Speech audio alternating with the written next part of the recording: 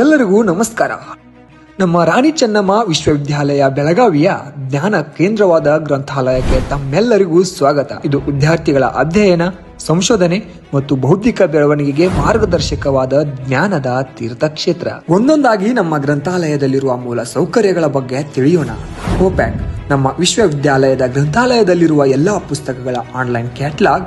ಇದರ ಮೂಲಕ ನೀವು ಪುಸ್ತಕಗಳ ಲಭ್ಯತೆ ಹಾಗೂ ವಿವರಗಳನ್ನು ಸುಲಭವಾಗಿ ಪರಿಶೀಲಿಸಬಹುದು. ಗ್ರಂಥಾಲಯದಲ್ಲಿ ವಿವಿಧ ವಿಷಯಗಳ 54,820ಕ್ಕೂ ಹೆಚ್ಚು ಪುಸ್ತಕಗಳು ಸಂಗ್ರಹಗೊಂಡಿದ್ದು, ಸ್ನಾತಕೋತ್ತರ ವಿದ್ಯಾರ್ಥಿಗಳ ಶೈಕ್ಷಣಿಕ ಅಗತ್ಯಗಳನ್ನು ಪೂರೈಸಲು ಸಮೃದ್ಧ ಸಂಪನ್ಮೂಲಗಳನ್ನು ಒದಗಿಸುತ್ತದೆ. ಅಷ್ಟೇ ಅಲ್ಲದೆ ವಿವಿಧ ವಿಷಯ ಕ್ಷೇತ್ರಗಳಿಗೆ ಸಂಬಂಧಿಸಿದ 15 ಸಂಶೋಧನಾ ಜರ್ನಲ್ಗಳು ಇಲ್ಲಿ ಲಭ್ಯವಿದ್ದು, ಸಂಶೋಧಕರು ಮತ್ತು ಅಧ್ಯಯನಾರ್ಥಿಗಳಿಗೆ ಮಹತ್ವದ ಮಾಹಿತಿ ಮೂಲವಾಗಿವೆ. ಪ್ರಸ್ತುತ ಘಟನೆಗಳು, ತಂತ್ರಜ್ಞಾನ, ಸಾಹಿತ್ಯ ಮತ್ತು ಸಾಮಾನ್ಯ ಜ್ಞಾನಕ್ಕೆ ಸಂಬಂಧಿಸಿದ 30 ಜನಪ್ರಿಯ ಮಾಸಪತ್ರಿಕೆಗಳು ಗ್ರಂಥಾಲಯದಲ್ಲಿ ಲಭ್ಯವಿದ್ದು, ಸಂಶೋಧನಾ ವಿದ್ಯಾರ್ಥಿಗಳಿಗಾಗಿ 625ಕ್ಕೂ ಹೆಚ್ಚು PhD ಮಹಾಪ್ರಬಂಧಗಳು ಸಂಗ್ರಹವಾಗಿದ್ದು, ಸಂಶೋಧನಾ ಕಾರ್ಯಗಳಿಗೆ ಪ್ರಮುಖ ಮಾರ್ಗದರ್ಶನ ನೀಡುತ್ತವೆ. ಪರಿಶಿಷ್ಟ ಜಾತಿ, ಪರಿಶಿಷ್ಟ ಪಂಗಡ ವಿದ್ಯಾರ್ಥಿಗಳಿಗಾಗಿ ವಿಶೇಷ ಬುಕ್ ಬ್ಯಾಂಕ್ ಸೌಲಭ್ಯ ವ್ಯವಸ್ಥೆ ಇದ್ದು, OBC ವಿದ್ಯಾರ್ಥಿಗಳಿಗಾಗಿ ಸ್ಪರ್ಧಾತ್ಮಕ ಪರೀಕ್ಷೆಗಳ ವಿಶೇಷ ಪುಸ್ತಕ ಸಂಗ್ರಹ ಲಭ್ಯ.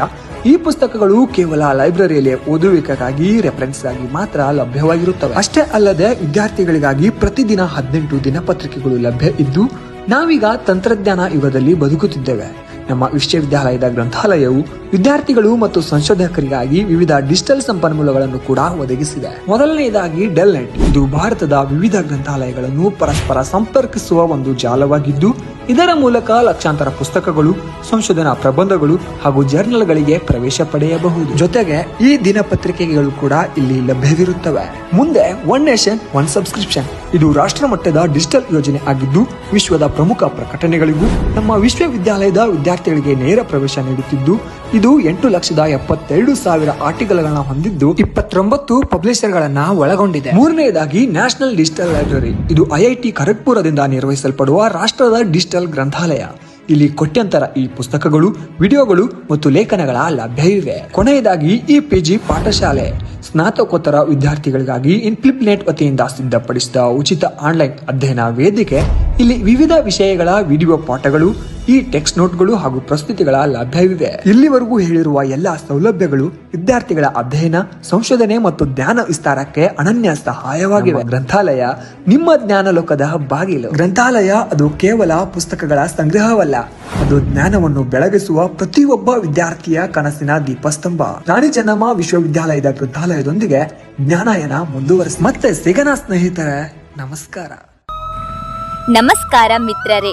ನನ್ನ ಪ್ರಕಾರ ಗ್ರಂಥಾಲಯವೆಂದರೆ ಜ್ಞಾನ, ಮನೋರಂಜನೆ, ನೊಂದ ಮನಸ್ಸಿಗೆ ಸಿಗುವ ಸಾಂತ್ವನ, ಕುಳಿತಲ್ಲಿ ಜಗವ ಸುತ್ತುವ ವಾಹನ. ವಿಜ್ಞಾನ, ಮನೋವಿಜ್ಞಾನ, ಇತಿಹಾಸ, ಪುರಾಣ, ತಾಂತ್ರಿಕ, ವೈಜ್ಞಾನಿಕ, ಇನ್ನು 100,000 ವಸ್ತುಗಳ ಆಗರ ಈ ಗ್ರಂಥಾಲಯವೆಂಬ ಸಾಗರ. ನಮ್ಮ ರಾಣಿ ಚೆನ್ನಮ್ಮ ವಿಶ್ವವಿದ್ಯಾಲಯವು 2010ರಲ್ಲಿ ಸ್ವತಂತ್ರವಾಗಿ ಗ್ರಂಥಾಲಯವನ್ನ ಪ್ರಾರಂಭಿಸುತ್ತದೆ. ಪ್ರಸ್ತುತವಾಗಿ ನಮ್ಮ ವಿಶ್ವವಿದ್ಯಾಲಯದ ಗ್ರಂಥಾಲಯದಲ್ಲಿ 55,493 ಪುಸ್ತಕಗಳು ಲಭ್ಯವಾಗಿವೆ. ಇಲ್ಲಿ 21 ವಿಭಾಗಗಳಿವೆ. ಈ ಒಂದು 21 ವಿಭಾಗಗಳಿಗೂ ಪುಸ್ತಕಗಳು ಲಭ್ಯವಾಗಿರುತ್ತವೆ. ಇಲ್ಲಿಯ ಹೆಮ್ಮೆಯ ವಿಷಯವೇನೆಂದರೆ, ನಮ್ಮ ವಿಶ್ವವಿದ್ಯಾಲಯದಲ್ಲಿ ಹಸಿರು ಗ್ರಂಥಾಲಯವು ಲಭ್ಯವಾಗಿರುತ್ತದೆ. ಈ ಒಂದು ಹಸಿರು ಗ್ರಂಥಾಲಯವು ನಮಗೆ ಪರಿಸರ ಸ್ನೇಹಿಯಾಗಿರುತ್ತದೆ. ಈ ಹಸಿರು ಗ್ರಂಥಾಲಯವನ್ನ ಸಂಶೋಧನಾ ವಿದ್ಯಾರ್ಥಿಗಳಿಗಾಗಿ ನಿರ್ಮಿಸಲಾಗಿದೆ. ಕಾರಣ, ಅವರ ಸಂಶೋಧನೆ ಅಭ್ಯಾಸಗಳಿಗೆ ಉಪಯೋಗವಾಗಿರಲಿ ಮತ್ತು ವಿದ್ಯಾರ್ಥಿಗಳಿಗೆ ಗುಂಪು ಚರ್ಚೆ, ದಿನಪತ್ರಿಕೆಗಳನ್ನು ಓದಲು ಮತ್ತು ತಮ್ಮ ವೈಯಕ್ತಿಕ ಪುಸ್ತಕಗಳನ್ನು ಓದಲು ಇದೊಂದು ರೀತಿಯ ಉಪಯುಕ್ತವಾಗಿರುತ್ತದೆ. ನಮ್ಮ ವಿಶ್ವವಿದ್ಯಾಲಯದಲ್ಲಿ ಒಟ್ಟು 18 ದಿನಪತ್ರಿಕೆಗಳು ಲಭ್ಯವಾಗಿವೆ. ಅವುಗಳೆಂದರೆ ಪ್ರಜಾವಾಣಿ, ತರುಣ ಭಾರತ ಹಿಂದಿ ದಿನಪತ್ರಿಕೆ, ಸಕಾಳ ಮರಾಠಿ ದಿನಪತ್ರಿಕೆ, ಡೆಕ್ಕನ್ ಹೆರಾಲ್ಡ್. ಹೀಗೆ 4 ರೀತಿಯ 4 ಭಾಷೆಯ ದಿನಪತ್ರಿಕೆಗಳು ನಮಗೆ ಲಭ್ಯವಾಗುತ್ತದೆ. ಅದೇ ರೀತಿ ಇನ್ನೊಂದು ಹೆಮ್ಮೆಯ ವಿಷಯವೇನೆಂದರೆ, ಇಂದಿನ ಸ್ಪರ್ಧಾ ಜಗತ್ತಿನಲ್ಲಿ ತೀವ್ರ ಸ್ಪರ್ಧೆಗಳಿದ್ದು, ಕಾರಣ ನಮ್ಮ ಹಸಿರು ಗ್ರಂಥಾಲಯವು ಇಂದು ದೂರದರ್ಶನಗಳ ಮುಖಾಂತರ ಸ್ಪರ್ಧಾ ತರಗತಿಗಳನ್ನು ವಿದ್ಯಾರ್ಥಿಗಳಿಗಾಗಿ ನೀಡಲಾಗುತ್ತಿದೆ. ಹೇ ಶಾರದೆ ದಯ ಪಾಲಿಸು, ಈ ಬಾಳನು ಬೆಳಕಾಗಿಸು. ವಿಶ್ವವಿದ್ಯಾಲಯದ ಗ್ರಂಥಾಲಯದಲ್ಲಿ ಒಟ್ಟು 497 ಸಂಶೋಧನಾ ಪ್ರಬಂಧಗಳಿದ್ದು, ನಮ್ಮ ವಿಶ್ವವಿದ್ಯಾಲಯದ ಸಂಶೋಧನಾ ವಿದ್ಯಾರ್ಥಿಗಳು ಒಟ್ಟಾರೆಯಾಗಿ 2772 ಸಂಶೋಧನಾ ಪ್ರಬಂಧ ಪುಸ್ತಕಗಳನ್ನು ಹಸ್ತಾಂತರಿಸಿರುತ್ತಾರೆ. ನಮ್ಮ ಗ್ರಂಥಾಲಯದಲ್ಲಿ ಒಟ್ಟು 30 ಮಾಸಪತ್ರಿಕೆಗಳು, 15 ಜರ್ನಲ್ಸ್ಗಳು ಮತ್ತು 10,593 ಕನ್ನಡ ಪುಸ್ತಕಗಳಿವೆ. ಇಲ್ಲಿ ಪರಿಶಿಷ್ಟ ಜಾತಿಯ ವಿದ್ಯಾರ್ಥಿಗಳಿಗೆ ಮೀಸಲಿರುವ ಪುಸ್ತಕಗಳು 1,396, ಪರಿಶಿಷ್ಟ ಪಂಗಡದ ವಿದ್ಯಾರ್ಥಿಗಳಿಗೆ ಮೀಸಲಿರುವಂತಹ ಪುಸ್ತಕಗಳು 412, ಸಾಮಾನ್ಯ ವಿದ್ಯಾರ್ಥಿಗಳಿಗಾಗಿ 32 ಪುಸ್ತಕಗಳು ಮತ್ತು ಇತರೆ ವಿದ್ಯಾರ್ಥಿಗಳಿಗಾಗಿ 980 ಪುಸ್ತಕಗಳು ಲಭ್ಯವಾಗಿರುತ್ತವೆ. ಒಟ್ಟಾರೆ ನಮ್ಮ ವಿಶ್ವವಿದ್ಯಾಲಯದ ಗ್ರಂಥಾಲಯವೆಂಬುದು ಜ್ಞಾನ ಭಂಡಾರದ ಮುಕುಟ ಮನೆಯಾಗಿರುತ್ತದೆ.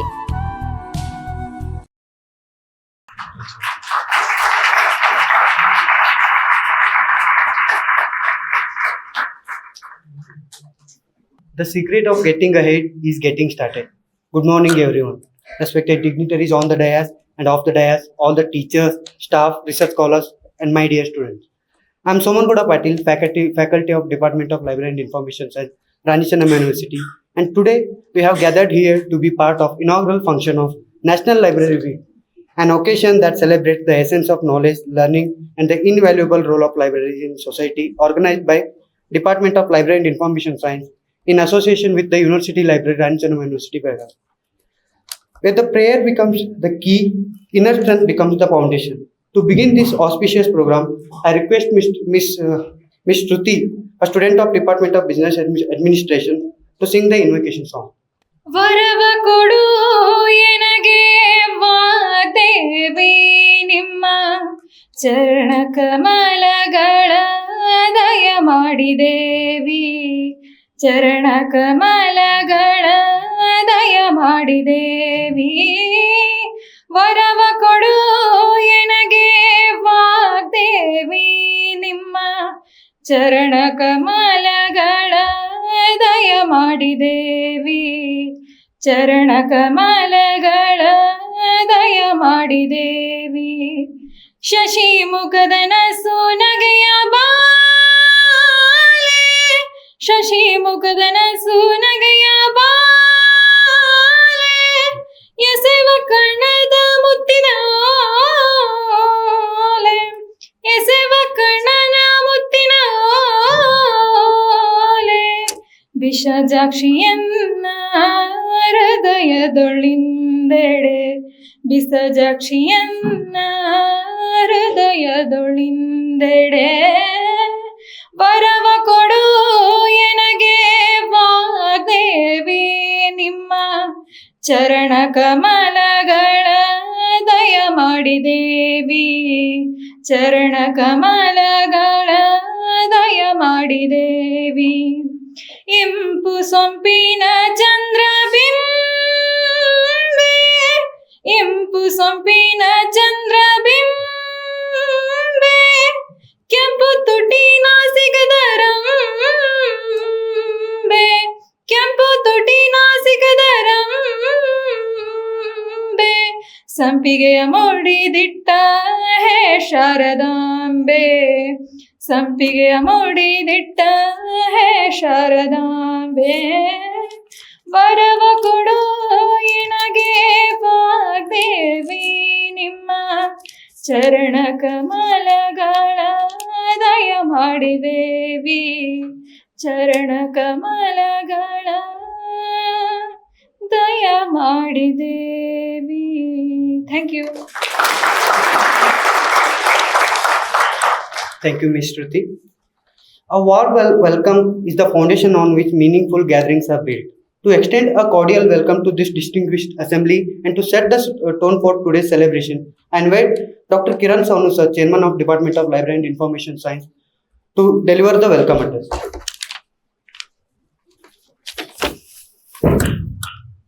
Good morning to one and all.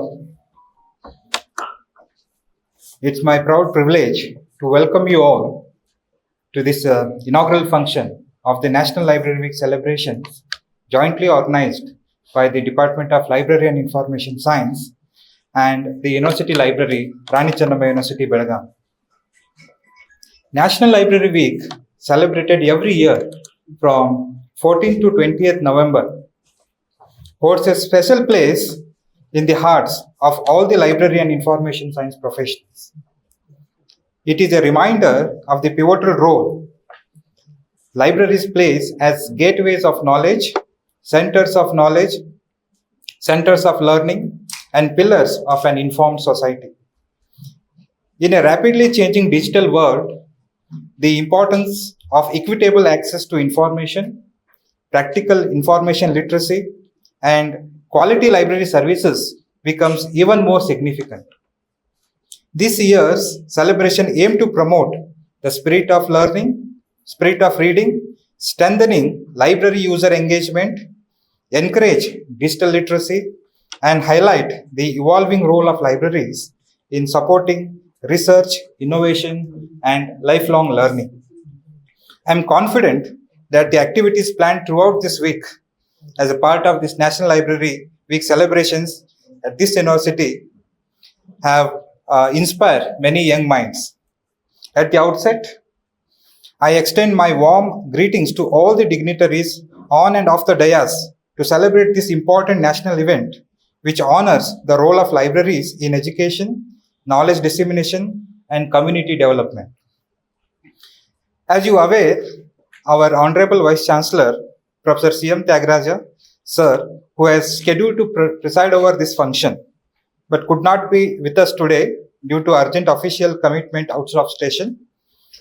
We wholeheartedly acknowledge his support and good wishes for the success of this program.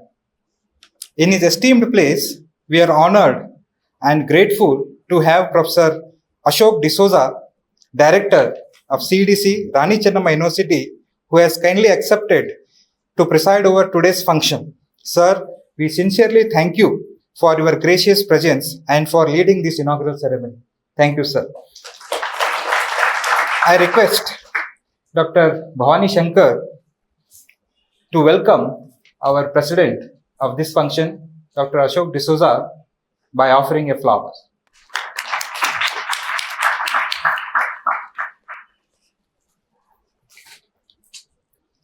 I am also delighted to extend a warm welcome to our chief guest, Dr. P.G. Tadasad sir, a senior professor, Department of Library and Information Science, Karnataka State, Akkamahadevi Women's University, Vijayapura.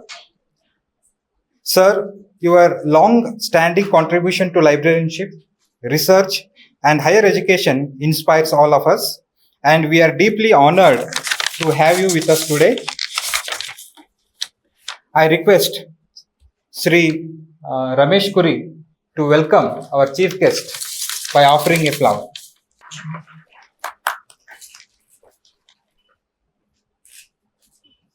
Thank you, sir. With equal pleasure, I welcome our resource person, Dr. Shivaram B.S., Head ICAST, NAL Bengaluru. Sir, your experience, expertise in information management and scientific knowledge management brings immense value to today's celebration. I request Lakshmi Kamble to welcome our resource person by offering a flower.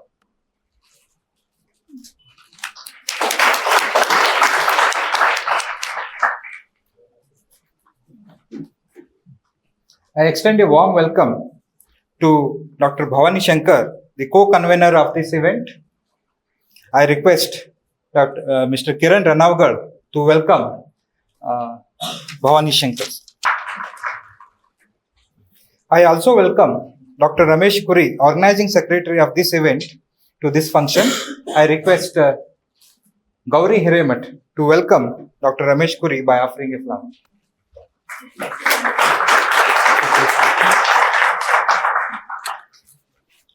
I request Dr. Professor Avti sir to come on the dais.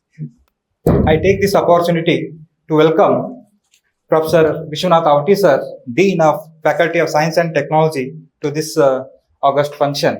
I request Bharat Alsandi to welcome sir by offering a flower.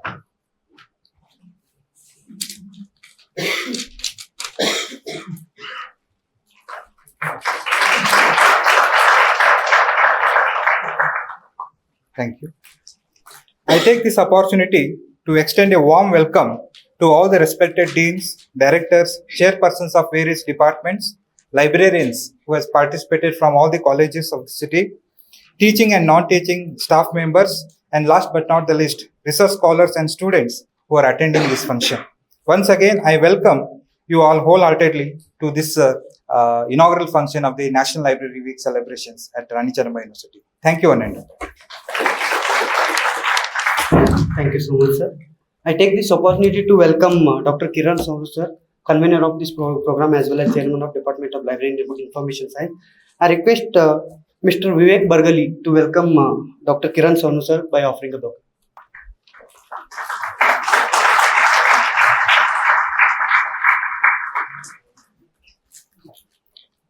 Thanks. Introducing distinguished minds is a privilege for they illuminate the path of learning. We are honored to have eminent personalities with us today. To formally introduce our chief guest and resource person, I invite Dr. Ramesh Kuri, sir, organizing secretary of this program. Thank you. Very warm greetings to all of you present here, respected president of this program, the chief guest, other distinguished guest of honors, invitees, participants, students, and other ladies and gentlemen.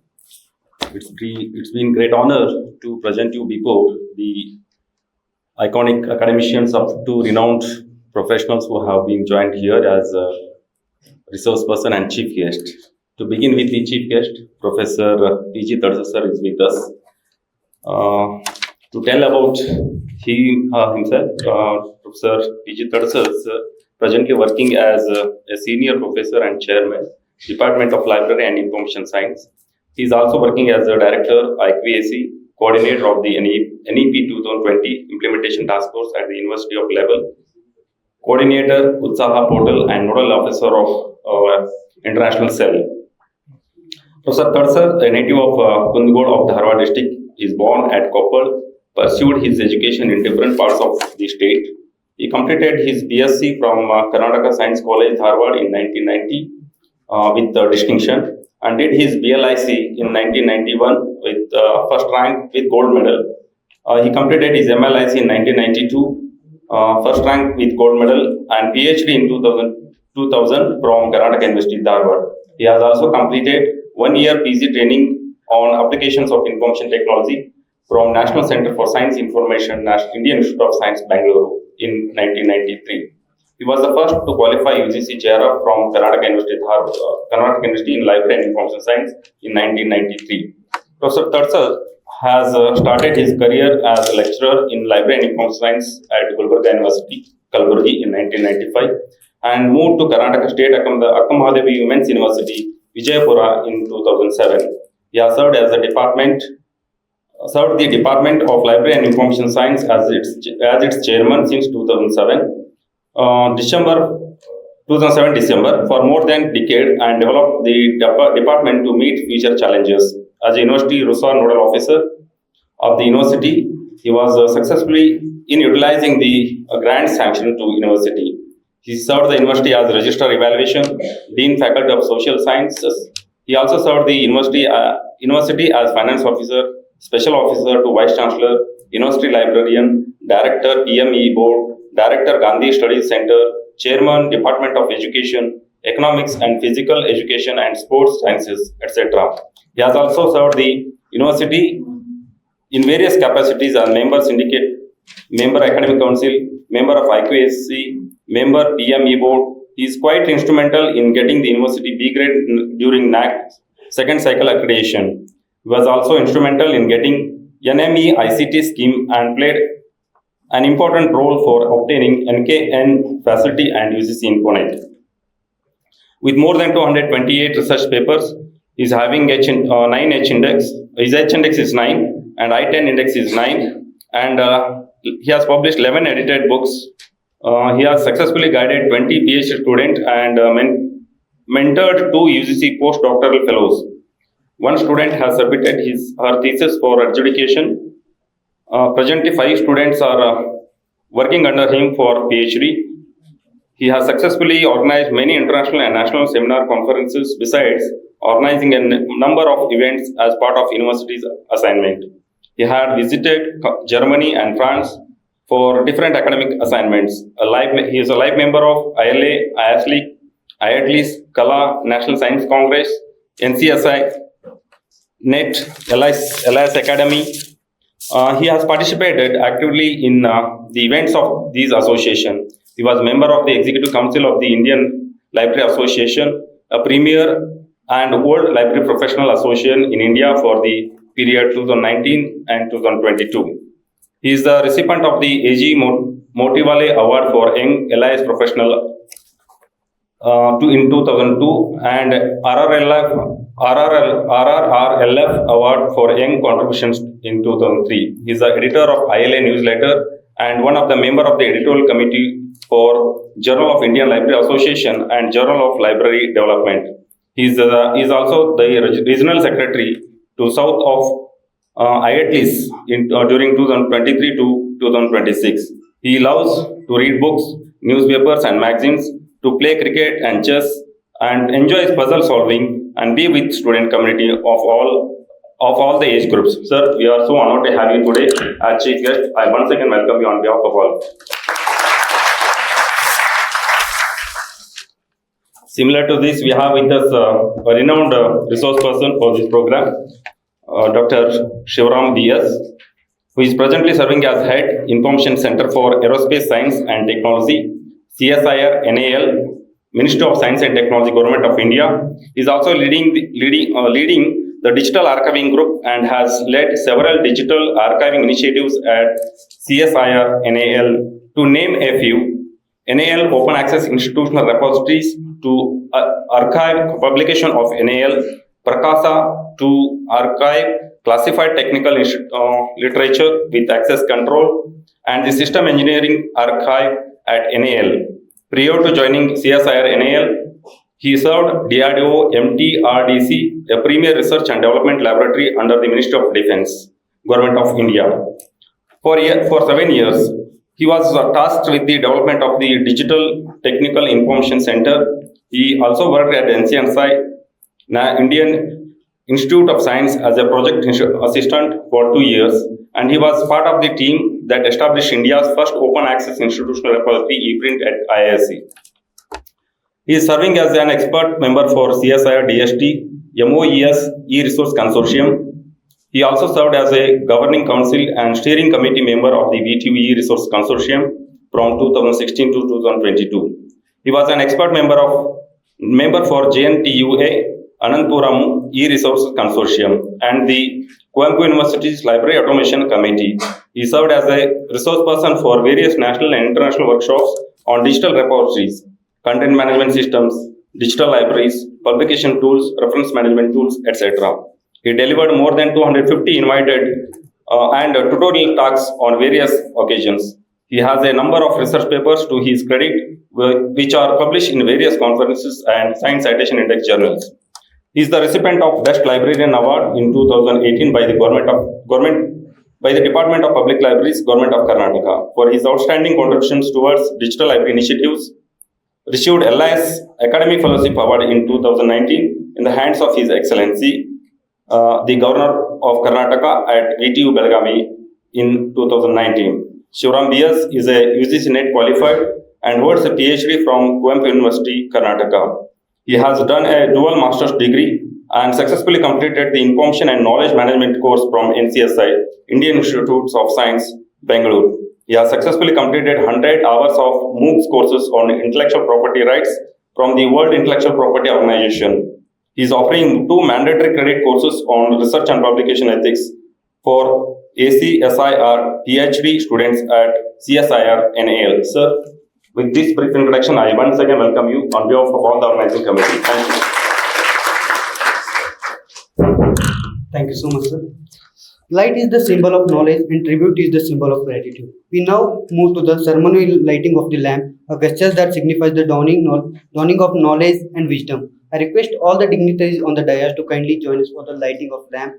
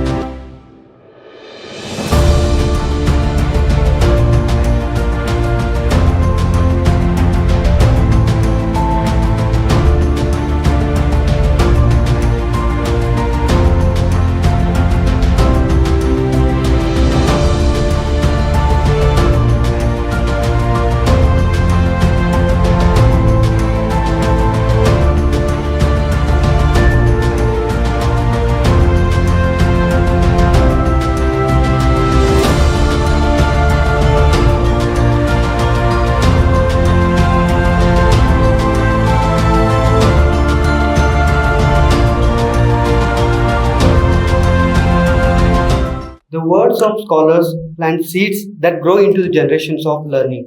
We are privileged to have with us Professor P.G. Tadasad sir from Department of Library and Information Science, Karnataka State, Akamadevi Women's University, Vijaypura, as today's chief guest. I invite sir to deliver the chief guest address. ವೇದಿಕೆಯ ಮೇಲೆ ಆಸೀನರಾಗಿರ್ತಕ್ಕಂಥ ನನ್ನ ಸ್ನೇಹಿತ professor Ashok D'Souza ಅವರೇ, ವಿಜ್ಞಾನ ಮತ್ತು ತಂತ್ರಜ್ಞಾನ ನಿಕಾಯದ dean ಆಗಿರುವ professor ಆವಟಿ ಅವರೇ, ಸ್ನೇಹಿತ BS ಶಿವರಾಮ್, ಮತ್ತೊಬ್ಬ ಇನ್ನಿಬ್ರು ಎಲ್ಲರೂ ಸ್ನೇಹಿತರೆ, ಸವನೂರ್, ರಮೇಶ್, ಕುರಿ, ಭವಾನಿಶಂಕರ್, ಮತ್ತೆ ಮುಂದೆ ಕೂತಂತ ಆತ್ಮೀಯ ಎಲ್ಲ ಗ್ರಂಥಪಾಲಕರು, ಸಂಶೋಧನಾ ವಿದ್ಯಾರ್ಥಿಗಳು ಮತ್ತು ಇನ್ನಿತರ ಎಲ್ಲ ವಿದ್ಯಾರ್ಥಿಗಳೇ, ಮೊಟ್ಟ ಮೊದಲನೆಯದಾಗಿ ಈ ರಾಷ್ಟ್ರೀಯ ಗ್ರಂಥಾಲಯ ಸಪ್ತಾಹದ ಶುಭಾಶಯಗಳನ್ನು ತಮಗೆ ತಿಳಿಸ್ಲಿಕ್ಕೆ ಬಯಸ್ತೀನಿ. ಆತ್ಮೀಯವಾದಂಥ ಶುಭಾಶಯಗಳು. ಯಾಕೆ ಇದನ್ನು ನವೆಂಬರ್ 14ರಂದೇ ಆಚರಿಸಿದ್ರು? ಇದೊಂದು ಪ್ರಶ್ನೆಯನ್ನ ನಾನು AI ಕೇಳಿದೆ. ನನಗೆ ಉತ್ತರ ಗೊತ್ತಿತ್ತು. AI ಖಂಡಿತವಾಗಿಯೂ ನಿಜವಾದ ಸರಿಯಾದ ಉತ್ತರವನ್ನು ಕೊಡಲಿಲ್ಲ.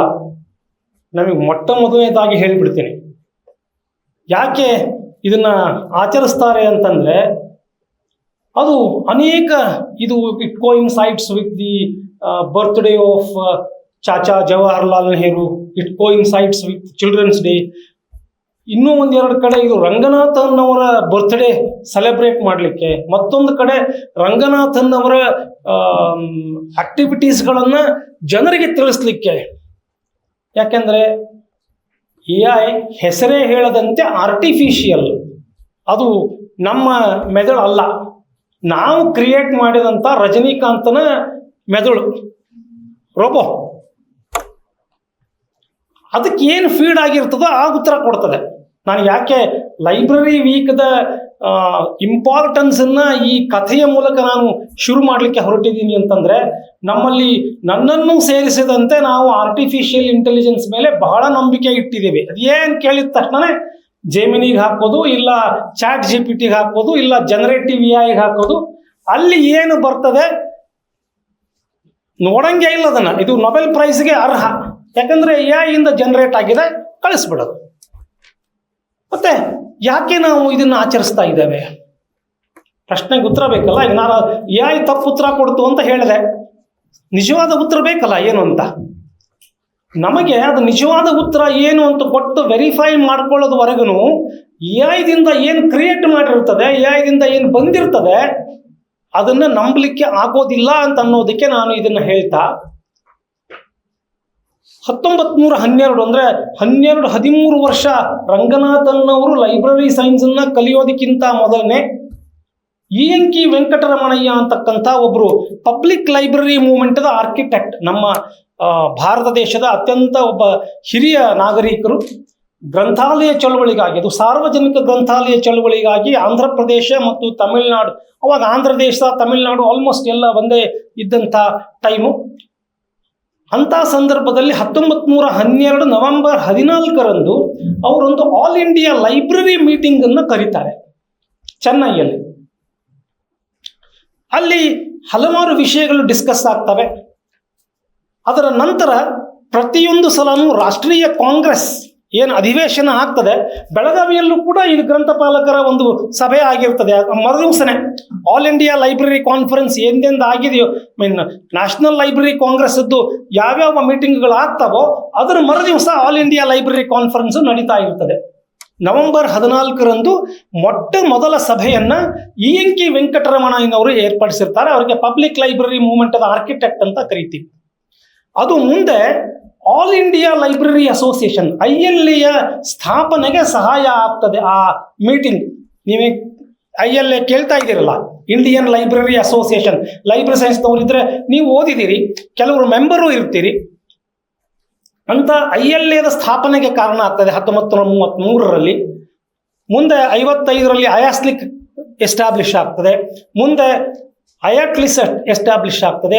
ಗ್ರಂಥಾಲಯ ಚಳುವಳಿ ನಿರಂತರವಾಗಿ ನಡೀತಾ ಬರ್ತದೆ. 1912ರ ನಂತರದ ಘಟನೆಯಲ್ಲಿ ಆ ಲೈಬ್ರರಿ ಕಾನ್ಫರೆನ್ಸ್ದ ಉದ್ದೇಶ ಅಂದರೆ ಅವಾಗ ಆ ಕಾಲದ ತರುಣರು ಅವಾಗ ತಾನೇ ಕಾಲೇಜುಗಳನ್ನು ಮುಗಿಸಿ ಶಾಲೆಗಳನ್ನು ಮುಗಿಸಿ ಹೊರಗೆ ಬಂದಂತಹ ತರುಣರು ಓದುವುದನ್ನು ಎಂಜಾಯ್ ಮಾಡಲಿಕ್ಕೆ ಪ್ರಾರಂಭ ಮಾಡಿದರು. ಅಲ್ಲಿಯವರೆಗೆ ನಮ್ಮದು ಓದುವ ಸಂಸ್ಕೃತಿ ಇರಲಿಲ್ಲ, ಕೇವಲ ಕೇಳುವ ಸಂಸ್ಕೃತಿ.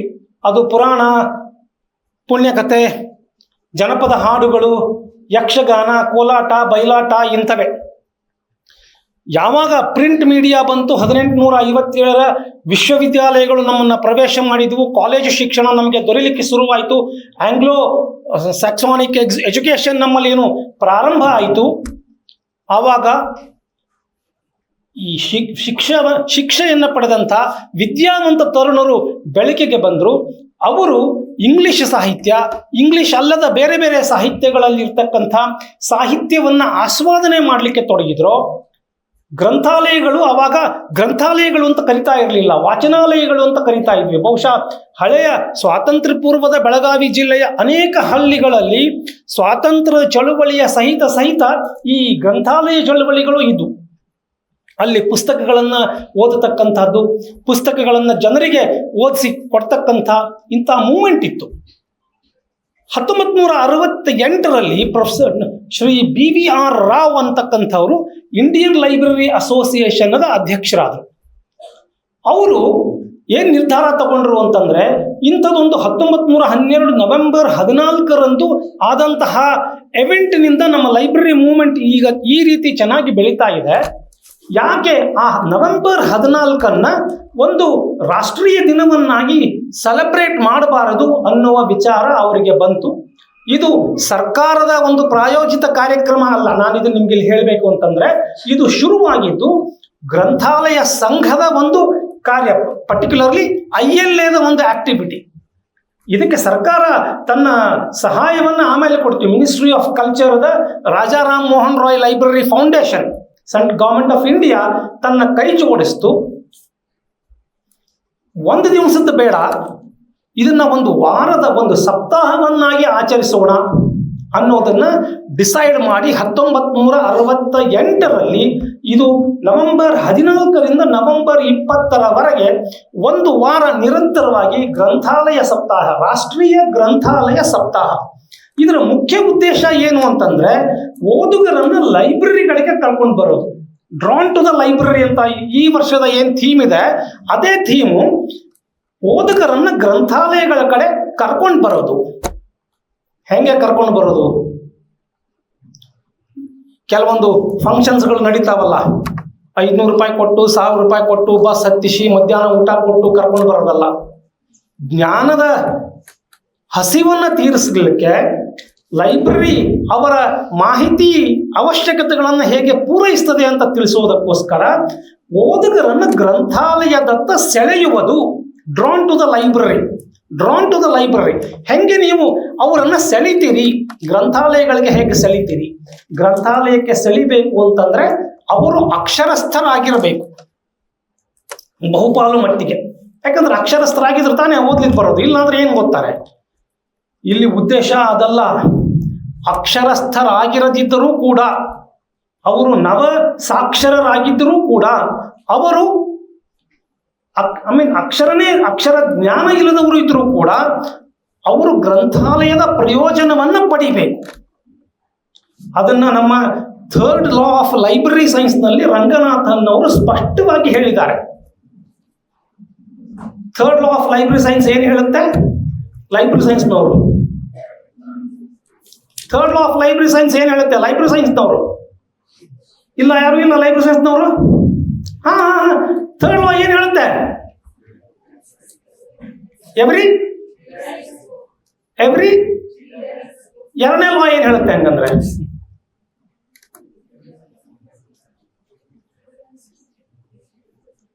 ಸೆಕೆಂಡ್ ಲಾ ಏನು ಹೇಳುತ್ತೆ? ಫಸ್ಟ್ ಲಾ ಏನು ಹೇಳುತ್ತೆ? books we use. Second law, third law, yes, every book its reader, every book its reader. So reader ಅಂದ್ರೆ ಯಾರು?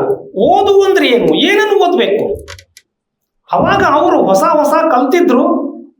999 ಚಾನಲ್ ಇರಲಿಲ್ಲ, OTTಗಳು ಇರಲಿಲ್ಲ, ಹೌದಲ್ಲ? OTTಗಳಿರಲಿಲ್ಲ, ಮೊಬೈಲಲ್ಲಿ OTTಗಳು ಬರ್ತಾ ಇರಲಿಲ್ಲ. ಲೈಬ್ರರಿಗೆ ಹೋಗ್ತಿದ್ರು, ಪುಸ್ತಕ ಓದ್ತಿದ್ರು, ಅವಾಗಿನ್ನ ಅವ್ರು ಕಲಿತಿದ್ರು. ಹಿಂಗಾಗಿ ಅವರಿಗೆ ಆಸಕ್ತಿ ತುಂಬ ಇತ್ತು. ಈಗ ನಮ್ಮ ಹತ್ರ ಏನು ಓದಬೇಕು ನಾವು? ಅವತ್ತಿನ ಓದಿಗೂ ಮತ್ತು ಇವತ್ತಿನ ಓದಿಗೂ ಅಜಗಜಾಂತರ ವ್ಯತ್ಯಾಸ ಆಗಿದೆ. ಇವತ್ತು ಓದಬೇಕು ಅಂದ್ರೆ ಅನೇಕ ಅಡೆತಡೆಗಳಿವೆ ಮತ್ತು ಓದುವ ವಿಧಾನ ಬೇರೆ ಬೇರೆಯಾಗಿದೆ. ನಮ್ಮ ಓದುಗರ ಹವ್ಯಾಸಗಳು ಬೇರೆ ಬೇರೆ ಆಗಿದ್ದಾವೆ. 1900 ಸ್ವಾತಂತ್ರ್ಯ ಪೂರ್ವದ ಓದು ಅದು ಚಿಂತನೆಗೆ ಹಚ್ಚತಕ್ಕಂತಹ ಓದಾಗಿತ್ತು. ಅದು ಡೈರೆಕ್ಟ್ಲಿ ಆರ್ ಇಂಡೈರೆಕ್ಟ್ಲಿ ಸ್ವಾತಂತ್ರ್ಯದ ಚಟುವಟಿಕೆಗಳಿಗೆ ಲಿಂಕ್ ಆಗಿತ್ತು. ಅನೇಕ ಮಹಾನುಭಾವರ, ಅದು ಲಿಯೋ ಟಾಲ್ಸ್ಟಾಯ್ ಆಗಿರ್ಬೋದು, ಮೈನ್ ಕೆಂಫ್ ಆಗಿರ್ಬೋದು, ಇನ್ಯಾವುದೋ ದೊಡ್ಡ ದೊಡ್ಡ ಆಥರ್ಗಳ ಕೃತಿಗಳ ಪರಿಚಯವನ್ನ ಮಾಡಿಸ್ತಕ್ಕಂತಹ ಒಂದು ವಾಚನಾಲಯಗಳಾಗಿತ್ತು. ಓದು ಇವತ್ತಿಗೂ ಕೂಡ ಪರ್ಪಸ್ ಆಫ್ ರೀಡಿಂಗ್ ಬೇರೆ ಆಗಿಲ್ಲ. ಆದರೆ ನಾವು ಬಹಳಷ್ಟು ಮಟ್ಟಿಗೆ ಪರ್ಪಸಿವ್ ರೀಡಿಂಗ್ ಅನ್ನ ಮಾಡ್ತಾ ಇದ್ದೀವಿ. ಬಹಳಷ್ಟು ಮಟ್ಟಿಗೆ ಪರ್ಪಸಿವ್ ರೀಡಿಂಗ್. ಪಾಸ್ ಆಗಬೇಕು, ಕ್ಲಾಸ್ ಟೀಚರ್ ಬರ್ಸಿದ್ದು ನೋಟ್ಸ್ ಓದೋದು. CET ಓದಬೇಕು, ಆಬ್ಜೆಕ್ಟಿವ್ ಟೈಪ್ 1-2 ಬುಕ್ ತಗೊಂಡ ಓದಿದ. ಮತ್ತೇನ ಮಾಡಬೇಕು, ಗೂಗಲ್ನಾಗ ಹೊಡೆದ, ಅದ್ರ ಏನು ಬರ್ತದ ಅಷ್ಟು ಓದಿದ, ಹೇಳ್ದ. ಬಹಳಷ್ಟು ಓದುಗಳು ನಮ್ದು ಪರ್ಪಸ್ ಓರಿಯೆಂಟೆಡ್ ಇದೆ. ಆ ಪರ್ಪಸ್ ಓರಿಯೆಂಟೆಡ್ ಓದನ್ನೇ ನಾವು 100% ಆಗಿ ಮಾಡ್ತಾ ಇದ್ದೀವ? ನಿಜವಾಗ್ಲೂ ನಾವು ಓದ್ತಾ ಇದ್ದೀವ? Reading is a skill. Reading is a skill. ಅದು ಒಂದು ಕೌಶಲ್ಯ. Reading is a skill. ಎಲ್ಲರೂ ಓದ್ತಾರೆ, ಮತ್ತೆ ಎಲ್ರಿಗೂ ಅಷ್ಟೇ ಅಂಕ ಯಾಕೆ ಬರಲ್ಲ? ಎಷ್ಟೋ ಜನ ನೆನಪಿನಲ್ಲಿ ಇಟ್ಕೊಳ್ಳಲ್ಲ, ಎಷ್ಟೋ ಜನ ಅದನ್ನ ಹೆಂಗೆ ಓದಬೇಕು ಓದಲ್ಲ. ಟೈಪ್ಸ್ ಆಫ್ ರೀಡಿಂಗ್ ನೀವು ನೋಡಿದ್ರೆ ಅದ್ಭುತ ಇದೆ. ಟೈಪ್ಸ್ ಆಫ್ ರೀಡಿಂಗ್ ಸುಮ್ಮನೆ ಪೇಜ್ ಸ್ಕಿಮ್ ಮಾಡೋದು, ಡೀಪ್ ರೀಡಿಂಗ್, ಕ್ರಿಟಿಕಲ್ ರೀಡಿಂಗ್, ತಪ್ಪು ಹುಡುಕಬೇಕಂತ ಓದೋದು. ಈಗ ಇದೇನು ಇನ್ವಿಟೇಷನ್ ಕೊಟ್ಟಿದ್ದಾರೆ, ನಾನು ತಪ್ಪು ಹುಡುಕಬೇಕು ಅಂತಾನೆ ಹುಡುಕ್ಲಿಕ್ಕೆ ಶುರು ಮಾಡಿದ್ರೆ ಅಟ್ಲೀಸ್ಟ್ ಒಂದು ತಪ್ಪರ ಕಾಣ್ತದ ನನಗೆ. ನಾನು ಇದನ್ನ ಎಂಜಾಯ್ ಮಾಡಬೇಕು, ಅದು ಕ್ರಿಯೇಟಿವಿಟಿ ಅಂತ ಓದಿದ್ರೆ ಎಂಜಾಯ್ಮೆಂಟ್ ಸಿಗ್ತದೆ. ನಾನು ಓದಬೇಕು. ಆದರೆ ಈ ಓದುವ ಹವ್ಯಾಸ ಕಂಪ್ಯೂಟರ್ಗಳು ಯಾವಾಗ ಬಂದವೋ, ಕಂಪ್ಯೂಟರ್ಗಳಕ್ಕಿಂತ 1980ರಲ್ಲಿ ಯಾವಾಗ ಟೆಕ್ನಾಲಜಿ ಬೆಳೀತಾ ಬಂತೋ, 1990ರ ಅಂತ್ಯದ ಕಾಲದಲ್ಲಿ ಏನು ಈ WWW ಅಂತನ್ನುವ ಒಂದು 3 Wಗಳು ಬಂದವೋ, ಆ 3 Wಗಳು ನಮ್ಮ ಓದುವ ದಿಕ್ಕನ್ನೇ ಬದಲಿಸಿಬಿಟ್ಟು. ಹಿಂದಿನ ಒಂದು ಸುಭಾಷಿತದಲ್ಲಿ ಒಂದು ಹಿಂಗಿದೆ, ಪುಸ್ತಕ ಸ್ಥಾತು ಯಾ ವಿದ್ಯಾ ಪರಹಸ್ತ ಗತಧನಂ ಕಾರ್ಯಕಾಲೇ ಸಮುತ್ಪನ್ನೆ ನಸಾ ವಿದ್ಯಾ ನತಧನಂ ಅಂತ. ಪುಸ್ತಕದಲ್ಲಿ ಇದ್ದಂತಹ ವಿದ್ಯೆ ಇನ್ನೊಬ್ಬರಿಗೆ, ಯಾರಿಗೋ ನಾನು ಅಶೋಕ್ ಡಿಸಾಜ್ ಅವ್ರಿಗೆ ಕೊಟ್ಟಂತಹ ಒಂದು 10,000 ರೂಪಾಯಿ ನನಗೆ ಬೇಕಾದಾಗ ಸಿಗುವುದಿಲ್ಲ ಅಂತ. ಈಗ ಅದನ್ನು ಚೇಂಜ್ ಮಾಡಬೇಕಾಗ್ಯದ. ಮೊಬೈಲ್ನಾಗಿದ್ದ ಈ PG ಪಾಠಶಾಲಾದ ನೋಟ್ಸು ಇಂಟರ್ನೆಟ್ ಕನೆಕ್ಷನ್ ಇಲ್ಲಾರ್ದೆ ವರ್ಕ್ ಆಗಲಾರ್ದ ಫೋನ್ ಪೇ,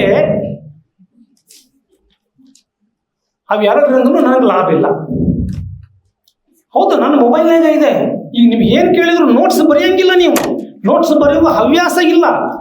ಸವನೂರು ಬಹುಶಃ ಕಿರಣ್ ಗೊತ್ತಿದೆ, ಇವನ್ ಅಶೋಕ್ ಡಿಸೋಜಾ ಅವ್ರಿಗೂ ಗೊತ್ತಿದೆ ಅಂತ ಅನ್ಕೊಳ್ತೀನಿ. ನಾವು ಕರ್ನಾಟಕ ವಿಶ್ವವಿದ್ಯಾಲಯದಲ್ಲಿ ನಾವು ಓದಬೇಕಾದಂತಹ ಸಂದರ್ಭದಲ್ಲಿ ಗ್ರಂಥಾಲಯದ ಸೀಟ್ ಸಿಗುತ್ತಿರ್ಲಿಲ್ಲ. ಸರ್, ನೀವು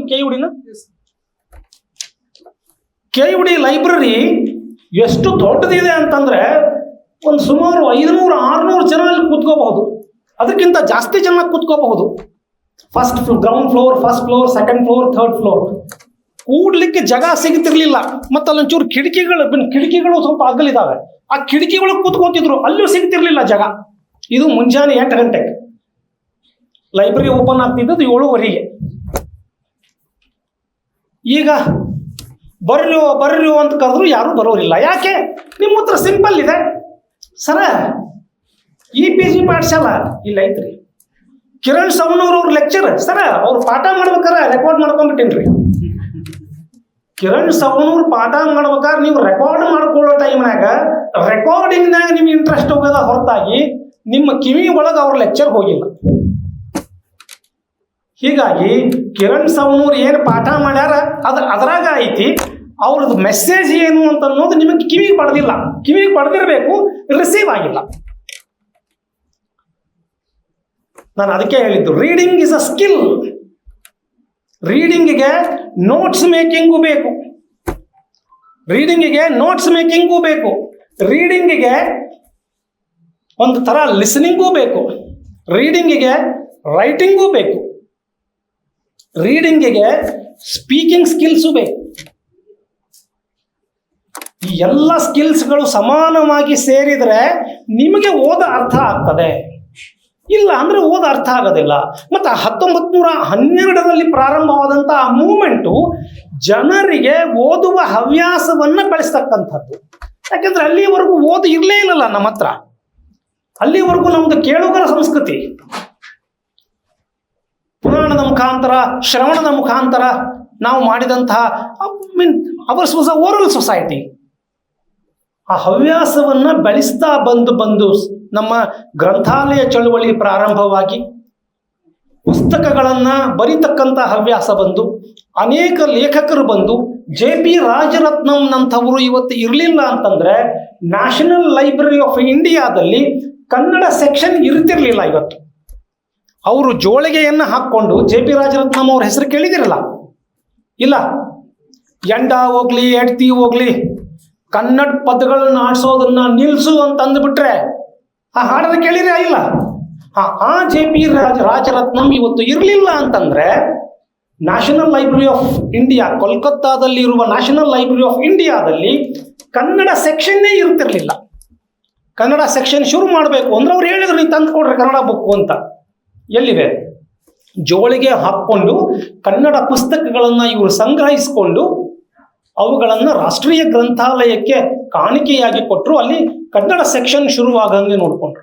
ಅದು ನೀವು ಕನ್ನಡನ್ನಾದರೂ ಓದಿ, ಮರಾಠಿಯನ್ನಾದರೂ ಓದಿ, ಎಲ್ಲರಿಗೂ ಆ ಭಾಷೆಯನ್ನಾಡುವ ಭಾಷಿಕರಿಗೆ ಅವರವರ ಭಾಷೆ ತುಂಬಾ ಚಂದ, ಅವರವರ ಭಾಷೆ ಶ್ರೀಗಂಧ, ಅಲ್ಲಿರ್ತಕ್ಕಂಥ ಸಾಹಿತ್ಯವೇ ಶ್ರೀಗಂಧ. ನೀವು ಯಾವುದಾದ್ರೂ ಭಾಷೆಯಲ್ಲಿ ಓದುವುದರಿಂದ ಜ್ಞಾನಾರ್ಜನೆ ಬೆಳೀತದೆ. ಮೊದಲನೆಯ ಪಂಚವಾರ್ಷಿಕ ಯೋಜನೆಯಿಂದ ಹಿಡ್ಕೊಂಡು ಅನೇಕ ಯೋಜನೆಗಳನ್ನು ಸರ್ಕಾರ ಹಮ್ಮಿಕೊಂಡಿತು. ನಗರ ಕೇಂದ್ರ ಗ್ರಂಥಾಲಯಗಳು ಬಂದವು, ಜಿಲ್ಲಾ ಕೇಂದ್ರ ಗ್ರಂಥಾಲಯಗಳು ಬಂದರು, ಗ್ರಾಮೀಣ ಗ್ರಂಥಾಲಯಗಳು ಬಂದವು, ಮೊಬೈಲ್ ಗ್ರಂಥಾಲಯಗಳು ಬಂದವು. ಈಗ ಮೊಬೈಲ್ ಗ್ರಂಥಾಲಯಗಳ ಬಳಕೆ ಕಡಿಮೆಯಾಗಿದೆ, ಅವುಗಳನ್ನು ರಿಪೇರಿ ಮಾಡಿಸುವ ಸಂದರ್ಭಗಳಿಲ್ಲ. 1990ರ ದಶಕದವರೆಗೂ ಬಹುಶಃ ಈಗಲೂ ಮಾಡ್ತಾ ಇರಬೇಕು. ಈ ನಗರ ಕೇಂದ್ರ ಗ್ರಂಥಾಲಯಗಳು ಮತ್ತು ಜಿಲ್ಲಾ ಕೇಂದ್ರ ಗ್ರಂಥಾಲಯಗಳು ಈ ನ್ಯಾಷನಲ್ ಲೈಬ್ರರಿ ವೀಕ್ನಲ್ಲಿ ಶಾಲಾ ಮಕ್ಕಳಿಗೋಸ್ಕರ ಅನೇಕ ಕಾಂಪಿಟೇಷನ್ಸ್ಗಳನ್ನು ಮಾಡ್ತಾರೆ. ಕ್ವಿಜ್, ಎಸ್ಸೆ ಕಾಂಪಿಟೇಷನ್, ಬೇರೆ ಬೇರೆ ಕಾಂಪಿಟೇಷನ್ಸ್ಗಳನ್ನು ಮಾಡಿ ಆ ಸಾರ್ವಜನಿಕ ಗ್ರಂಥಾಲಯದ ಅಸ್ತಿತ್ವದ ಬಗ್ಗೆ, ಗ್ರಂಥಾಲಯಗಳ ಉಪಯೋಗವನ್ನು ಮಾಡಿಕೊಳ್ಳುವುದರ ಬಗ್ಗೆ ತಮಗೆ ಅರಿವನ್ನು ಮೂಡಿಸ್ತಕ್ಕಂತಹ ಕಾರ್ಯಕ್ರಮವನ್ನು ಇವತ್ತಿಗೂ ಮಾಡ್ತಾ ಇದ್ದಾರೆ. 2000 ನಂತರದ ಬೆಳವಣಿಗೆಯಲ್ಲಿ ಅಕಾಡೆಮಿಕ್ ಲೈಬ್ರರಿಗಳು ಕೂಡ ನ್ಯಾಷನಲ್ ಲೈಬ್ರರಿನ ವಿಶ್ವವಿದ್ಯಾಲಯಗಳು ಕೂಡ ಈ ನ್ಯಾಷನಲ್ ಲೈಬ್ರರಿ ವೀಕನ್ನು ಪ್ರಾರಂಭ ಮಾಡಿತು. ಯಾಕಂದ್ರೆ ಅಷ್ಟೊತ್ತಿಗೆ ಆಲ್ರೆಡಿ ಗ್ರಂಥಾಲಯಕ್ಕೆ ಬರ್ತಕ್ಕಂಥ ಫಿಸಿಕಲ್ ಓದುಗರ ಸಂಖ್ಯೆ ಗಣನೀಯ ಪ್ರಮಾಣದಲ್ಲಿ ಕುಗ್ಗತೊಡಗಿತು.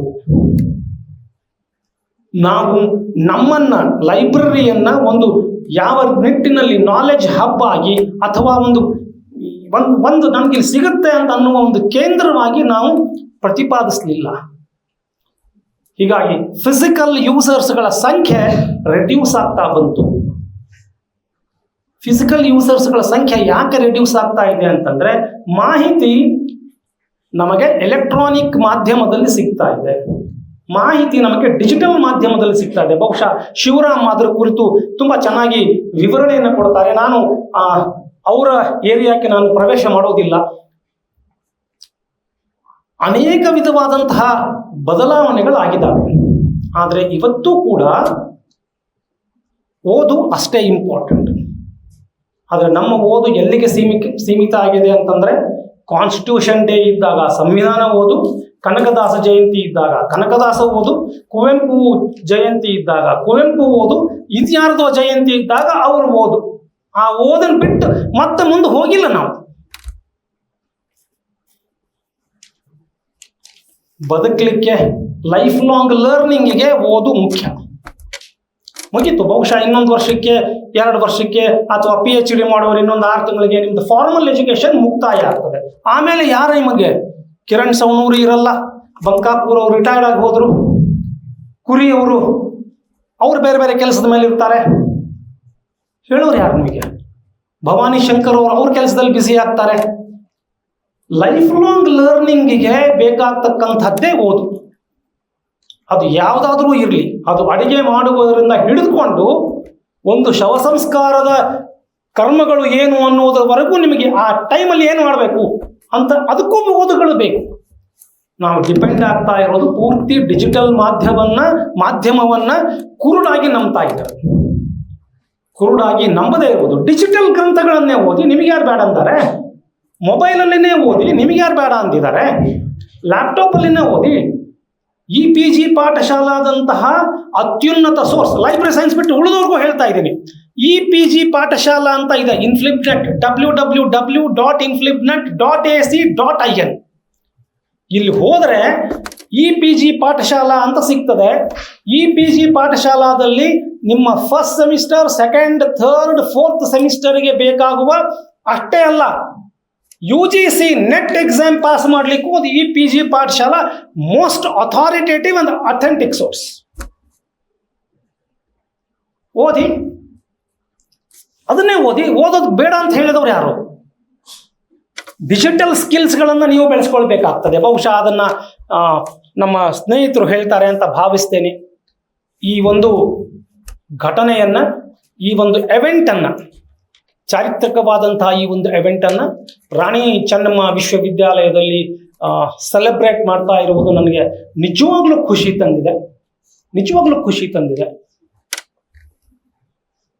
ಇದರ ಇಂಪ್ಯಾಕ್ಟ್ ಅಂದ್ರೆ ಈ ಒಂದು ರೀಡಿಂಗ್ ಕಲ್ಚರ್ ಅನ್ನ ಬೆಳೆಸ್ತಕ್ಕಂತಹ ಒಂದು ಎಫರ್ಟ್ ಅನ್ನು ನಾನು ಶ್ಲಾಘಿಸ್ತೇನೆ ಮತ್ತು ವಿಭಾಗವನ್ನ, ವಿಶ್ವವಿದ್ಯಾಲಯದ ಗ್ರಂಥಾಲಯವನ್ನು ಮತ್ತು ಇಲ್ಲಿಯ ಎಲ್ಲ ಅಧಿಕಾರಿಗಳನ್ನ ನಾನು ಅಭಿನಂದಿಸ್ತೇನೆ. Doctor B.R. ಅಂಬೇಡ್ಕರ್ ಹೆಸರು ಕೇಳದೇ ಇರೋರಂತೂ ಯಾರೂ ಇಲ್ಲ. ಎಷ್ಟು ಗ್ರಂಥಗಳನ್ನು ಬರೆದಿದ್ದಾರೆ ಗೊತ್ತಾ? ಅವರು ಕೊಲಂಬಿಯಾ ವಿಶ್ವವಿದ್ಯಾಲಯದ ಲೈಬ್ರರಿಯ ಗೇಟ್ ಹೊರಗಡೆ ನಿಂತ್ಕೊಳ್ತಿದ್ರಂತೆ.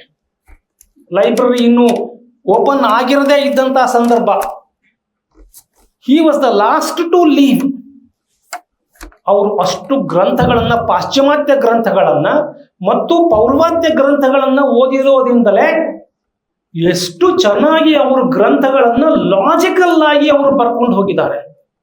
ಅದು ಯಾವುದೇ ಅವರು ಬರೆದಂತ ಎಷ್ಟು ಬುಕ್ಸ್ಗಳಿದ್ದಾವೆ ಅವುಗಳನ್ನ ಅವರು ಅಷ್ಟು ಚೆನ್ನಾಗಿ ಬರೀಲಿಕ್ಕೆ ಸಾಧ್ಯ ಆದದ್ದು ಅವರ ಓದುವ ಹವ್ಯಾಸದಿಂದ, ಅವರು ಉಪಯೋಗಿಸಿದ ಗ್ರಂಥಾಲಯದಿಂದ. ನಿಜವಾಗ್ಲೂ MBA ವಿದ್ಯಾರ್ಥಿನಿಯ ಇನ್ವೊಕೇಶನ್ ಸಾಂಗ್ ವಾಗ್ದೇವಿಯ ಮೇಲೆ ಇತ್ತು. ಅಲ್ಲಿ ನೋಡಿದ್ರೆ 2 ಫೋಟೋಸ್ಗಳಿವೆ. ಒಂದು ವಾಗ್ದೇವಿಯ ಫೋಟೋ ಇದೆ, ಇನ್ನೊಂದು ರಂಗನಾಥನ್ ಅವರ ಫೋಟೋ ಇದೆ. ರಂಗನಾಥನ್ ಅವರು ಚಿಕ್ಕಂದಿನಲ್ಲಿ ಇದ್ದಾಗ ಸ್ಟ್ಯಾಮರ್ ಮಾಡ್ತಾ ಇದ್ರು. ಸ್ಟ್ಯಾಮರಿಂಗ್ ನಿಜವಾಗಿಯೂ ವಾಗ್ದೇವಿ ಅವರಿಗೆ ಒಲದು. ಅಷ್ಟು ಸತತ ಪರಿಶ್ರಮ. ಅವರು ಚಿಕ್ಕಂದಿನಲ್ಲಿ ಅವರಿಗೆ ಸಮಸ್ಯೆಗಳು, ತಂದೆಯನ್ನ ಬೇಗ ಕಳ್ಕೊಂಡ್ರು, ಅಜ್ಜನ ಮನೆಯಲ್ಲಿ ಬೆಳೀತಕ್ಕಂತಹ ಪರಿಸ್ಥಿತಿ.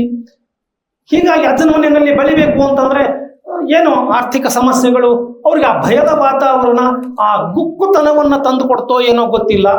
But he overcame that. Vagdevi ನಿಜವಾಗಿಯೂ ಅವರಿಗೆ ಒಲದ್ಲು. ಅವರು basically he is a mathematician. By birth, he belongs to a Vedic family where Vedas used to be chanted, where Vedas used to be preached. ಆ ವೇದಿಕ್ ಮನೆತನದವರು, ಮ್ಯಾಥಮೆಟಿಕ್ಸ್ ಪ್ರೊಫೆಸರ್ ಆಗಿದ್ದಂಥವರು. ಅವರಿಗೆ 3 article ಇದ್ದುವಂತೆ. 1923 ಅವರು ಭಾರತದ 3 ಪ್ರಖ್ಯಾತ ಜರ್ನಲ್ಗಳಲ್ಲಿ 3 ಆರ್ಟಿಕಲ್ಸ್ಗಳನ್ನು ಬರೆದಿದ್ರು ಅವರು ಮ್ಯಾಥ್ಸ್ನಲ್ಲಿ. ಮಡ್ರಾಸ್ ಯೂನಿವರ್ಸಿಟಿಯ ಯಾವುದೇ ಶಿಕ್ಷಕರಲ್ಲೂ ಇರಲಿಲ್ಲ. ಇವರು 3 ಆರ್ಟಿಕಲ್ ಬರೆದಿದ್ದಕ್ಕೆ ಲೈಬ್ರೇರಿಯನ್ ಕ್ವಾಲಿಫಿಕೇಶನ್, ಲೈಬ್ರೇರಿಯನ್ ತಾನೇ ಇವ್ರಿಗೆ ಒಲಿದು ಬಂತ 3 ಆರ್ಟಿಕಲ್ ಸಲುವಾಗಿ. ಲೈಬ್ರೇರಿಯನ್ ಆದ್ರು ಇವರಿಗೆ ಅದು ನಿಜವಾಗ್ಲೂ ಬೇಡಾಗಿತ್ತು. ಮ್ಯಾಥ್ಸ್ ಪ್ರೊಫೆಸರ್ ಆಗಿ ಎಂಜಾಯ್ ಮಾಡೋದೇನು, ಆ ಮಡ್ರಾಸ್ ಪ್ರಿನ್ಸಿಪಲ್ ಹೇಳಿದ್ರಂತೆ, ನೋಡಪ್ಪ ನಿನ್ಗೆ ಅವಕಾಶ ಸಿಕ್ಕಿದೆ, ಇಡೀ ದಿವಸ ಸಮುದ್ರ ನೋಡ್ಕೊತ ಕೂಡ್ಬೋದು ನೀನು. ಸಮುದ್ರ ಇತ್ತಲ್ಲಿ ಅವ್ರ ಲೈಬ್ರರಿ ಮಡ್ರಾಸ್. ಇವತ್ತಿಗೂ ನೀವು ನೋಡಿ ಸಮುದ್ರ ಕಣ್ಣಿಗೆ ಕಾಣುತ್ತದೆ. ಇನ್ನೊಂದಿದೆ, ನಮಗೆ ಯಾರಿಗೂ ಇಲ್ಲ. ನೀನು ಲೈಬ್ರೇರಿಯನ್ ಆಗಿದ್ದಕ್ಕೆ ನೀನು ಇಂಗ್ಲೆಂಡ್ಗೆ ಹೋಗ್ಲಿಕ್ಕೆ ಚಾನ್ಸ್ ಇದೆ. ನೀನು ಇಂಗ್ಲೆಂಡ್ಗೆ ಹೋಗು, ಕಲ್ತ್ ಬಾ. ಮುಂದೆ ಬ್ಯಾಡ ಆತು ಬಿಡು, ಇಂಗ್ಲೆಂಡ್ಗೆ ಹೋಗೋ ಚಾನ್ಸ್ ಐತಲ್ಲ, ನೋಡ್ಕೊಂಡು ಬಾ ಅಂದ್ರಂತೆ. But the moment he stepped in as a librarian of Madras University, ನಮ್ಮ ಲೈಬ್ರೇರಿಯನ್ಶಿಪ್ ಫೇಸೇ ಚೇಂಜ್ ಆಯ್ತು. He took so much of interest. He has written thousands of articles, hundreds of books.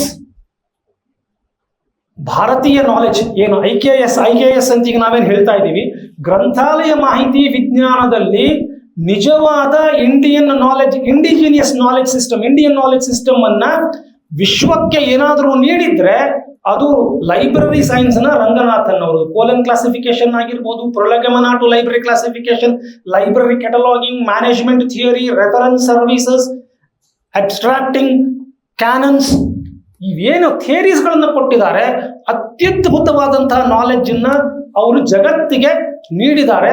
ಅದರ ಅನುಭವದ ಆಧಾರಗಳ ಮೇಲಿನ ಆಂಟಾಲಜೀಸ್ ಕೂಡ ಡೆವಲಪ್ ಮಾಡ್ತಾ ಇದ್ದೀವಿ. ನಾನು ಹೇಳಲಿಕ್ಕೆ ಹೊರಟಿರೋದು ಕೇವಲ ಒಂದು ರೀಡಿಂಗ್ ನ ಮುಖಾಂತರ ನೀವು ಏನೇನನ್ನ ಸಾಧಿಸಬಹುದು ಅನ್ನೋದನ್ನ ತೋರಿಸುವುದಕ್ಕೋಸ್ಕರ. ಮತ್ತು ನನಗೆ ಅದು ಕೋಇನ್ಸಿಡೆನ್ಸ್ ಆಯ್ತು, ಆ ಹುಡುಗಿ ಹಾಡಿದಂತಹ ಹಾಡಿಗೂ ಅವರಿಬ್ರು ಇಟ್ಟಂತಹ ಫೋಟೋಸ್ಗೂ. ಮತ್ತು ಹಿ ಓವರ್ಕೇಮ್ ದಾಟ್. ಅಂದ್ರೆ ನಾವು ಇವುಗಳನ್ನ ಮೆಟ್ಟಿ ನಿಂತ್ರೆ ಖಂಡಿತವಾಗಿಯೂ ಇವತ್ತು ವಿಶ್ವವಿದ್ಯಾಲಯ ಹಮ್ಮಿಕೊಂಡಿರ್ತಕ್ಕಂಥ ನ್ಯಾಷನಲ್ ಲೈಬ್ರರಿ ವೀಕ್ ಸಾರ್ಥಕ ಆಗ್ತದೆ. ಹೀಗಾಗಿ ಈಗ ನೀವು ಲೈಬ್ರರಿಗೆ ಹೋಗೋ ಅಗತ್ಯತೆ ಇಲ್ಲ, ಲೈಬ್ರರಿನೇ ನಿಮ್ಮ ಕಡೆ ಬರ್ತದೆ ಥ್ರೂ ರಿಮೋಟ್ ಲಾಗಿನ್ ಸರ್ವಿಸಸ್. ಲೈಬ್ರರಿಯನ್ನ ನೀವು ಎಲ್ಲಿ ಕುತ್ಕೊಂಡಲ್ಲೂ ಆಕ್ಸೆಸ್ ಮಾಡಬಹುದು. ಬಹುಶಃ ನಿಂಬಸ್ ಇರ್ಬೇಕಲ್ಲ, ನಿಂಬಸ್ ಇನ್ನು ರಿಮೋಟ್ ಲಾಗಿನ್ ಇಲ್ಲ, ಬಹುಶಃ ಮುಂದಿನ ದಿನಗಳಲ್ಲಿ ಬರ್ತದೆ. ಮತ್ತು ಇಂಥದೊಂದು ಪ್ರಯತ್ನ ನಿರಂತರವಾಗಿ ನಡೀಲಿ. ತಾವೆಲ್ಲರೂ ಕೂಡ ಗ್ರಂಥಾಲಯವನ್ನ ಪ್ರೋತ್ಸಾಹಿಸಿ ಬೆಳೆಸಿ, ಗ್ರಂಥಾಲಯಕ್ಕೆ ಭೇಟಿ ನೀಡಿ ಅಲ್ಲಿರುವ ಅಮೂಲ್ಯ ಪುಸ್ತಕಗಳನ್ನು ಓದಿ ತಮ್ಮ ಜ್ಞಾನವನ್ನ ಹೆಚ್ಚಿಸಿಕೊಳ್ಳುವುದರ ಜೊತೆಗೆ ವಿಶ್ವವಿದ್ಯಾಲಯವನ್ನು ಕೂಡ ಉನ್ನತ ಮಟ್ಟಕ್ಕೆ ಏರಿಸಿ ಅಂತ ಹೇಳ್ತಾ ನನ್ನನ್ನ ಕರೆದು 4 ಮಾತನಾಡಲಿಕ್ಕೆ ಅವಕಾಶ ಕೊಟ್ಟು ನನ್ನ ಬಗ್ಗೆ ಒಳ್ಳೊಳ್ಳೆಯ ಮಾತುಗಳನ್ನು ಹೇಳಿದಂತಹ ಸಂಘಟಕರಿಗೆ, ರಮೇಶ್ ಕುರಿ ಅವರಿಗೆ, ಸವನೂರ್ ಅವರಿಗೆ, ಭವಾನಿಶಂಕರ್, ಅಶೋಕ್ ಡಿಸೋಜ, ಆವ್ಟಿ ಸರ್ ಮತ್ತು ವೈಸ್ ಚಾನ್ಸಲರ್ ಪ್ರೊಫೆಸರ್ ತ್ಯಾಗರಾಜ್ ಎಲ್ಲರಿಗೂ ಕೂಡ ನಾನು ಧನ್ಯವಾದಗಳನ್ನು ಅರ್ಪಿಸಿ ತಮ್ಮೆಲ್ಲರಿಗೂ ಮತ್ತೊಮ್ಮೆ ಅಭಿನಂದನೆಗಳನ್ನು ಸಲ್ಲಿಸ್ತೇನೆ. Thank you very much. Jai Hind, Jai Karnataka. Thank you so much, sir. As sir explained, the main intention of Library Week is to attract the readers, and it is linked to the third law of library science. And thank you, sir. Your words have motivated all the readers. Thank you. And knowledge shared by experts shapes the future of disciplines. We now move on to the special lecture of this program. It is an honor for us to welcome Dr. Shivaram BS sir, who is head of ICAST CSIR National Aerospace Laboratories, Bengaluru, to enlighten us with his expert insights. I request sir to kindly deliver the special lecture. A very good afternoon. At the outset, I would like to thank authorities of Rani Channamma University for this wonderful opportunity to share my insights. We heard Professor Tadasad about leadership, reading habits. Of course, it's a common problem that now readers are not coming to library. Now it's time for libraries to go to readers. That's the scenario now. From my presentation, I would like to touch upon various aspects with respect to futuristic libraries, right? So how these reading habits are changing at user end and also forcing libraries to change themselves. I heard that many library professionals are here and students of library science course are here. So these directions will definitely help them to develop the skill sets to be relevant in days to come. So my presentation will be on redefining academic libraries, especially the higher education institution, what kind of services libraries can extend, so that it will be a very good support system for higher education institutions. If you look at the mandates of higher education institutions like universities, they are mainly focused on imparting quality education and imbibing requisite skill sets which will meet job market, irrespective of domain, whichever domain you are pursuing your higher education.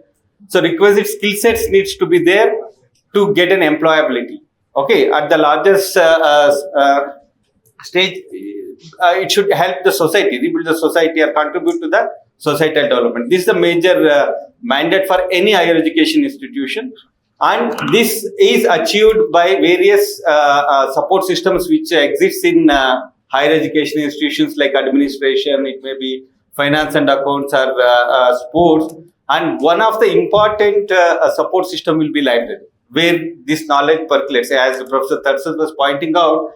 So the knowledge acquisition happens from library, right? So that's the importance of reading books. And so library is a very important support system in any higher education institution or any education institution for that matter.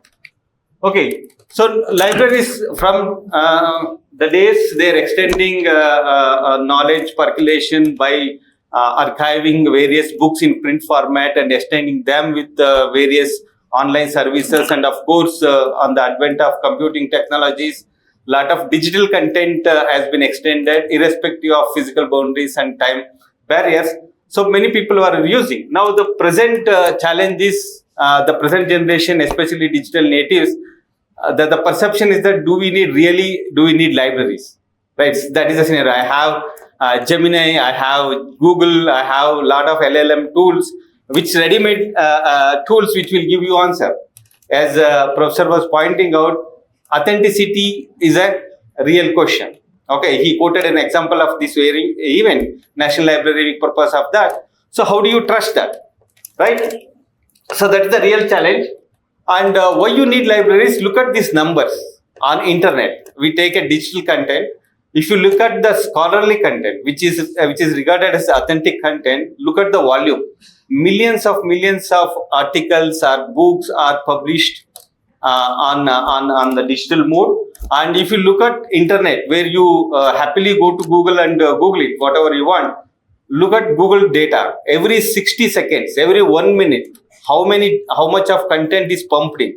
Now the real challenge is how do you filter out the relevant data, right? That is the real challenge. Of course, you have various tools that will help you to get hold of, but really will you get the data, the right information which you want? So that is the real question. So of course, libraries will definitely help you in this context. It will filter out all noise. It will restrict only to the scholarly content. It will help you to the pinpointed information which you are looking for. It's like internet is like a thick forest where you are looking for one small tree, relevant information. So librarian will take you to the tree without wasting any time. So that is the importance of library. So now, given a situation, if you look at the transformations happened with library, all our knowledge acquisition and storage started from our storage. Our ancestors started recording whatever knowledge they have gained on the stone inscriptures. You would have heard about that. And libraries at that point of time used to store that and extend access to only a privileged community. Then came the scriptures. Now again, the intellectuals of that point of time started recording their knowledge on various scriptures like palm leaves or metal sheets and all. And usually the kings or the kingdoms used to store that, and again access to those kind of knowledge was limited to a privileged group, not for all public. And most important transformational change happened with the invent of paper. That's in 10th century, and of course later in 15th century by printing press by Germans.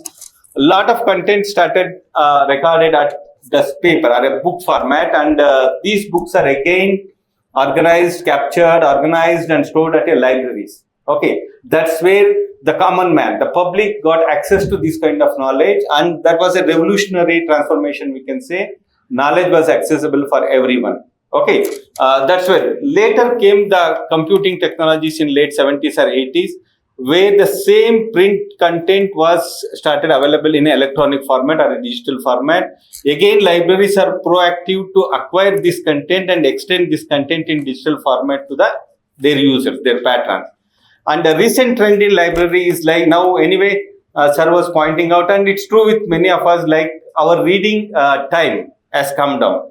And that patience, especially the present generation, that patience is not there to read entire book or entire paper. Now they want that abstract, the purpose reading, the abstract reading. So that is the scenario now. So how libraries should cope up with this kind of change in user requirements?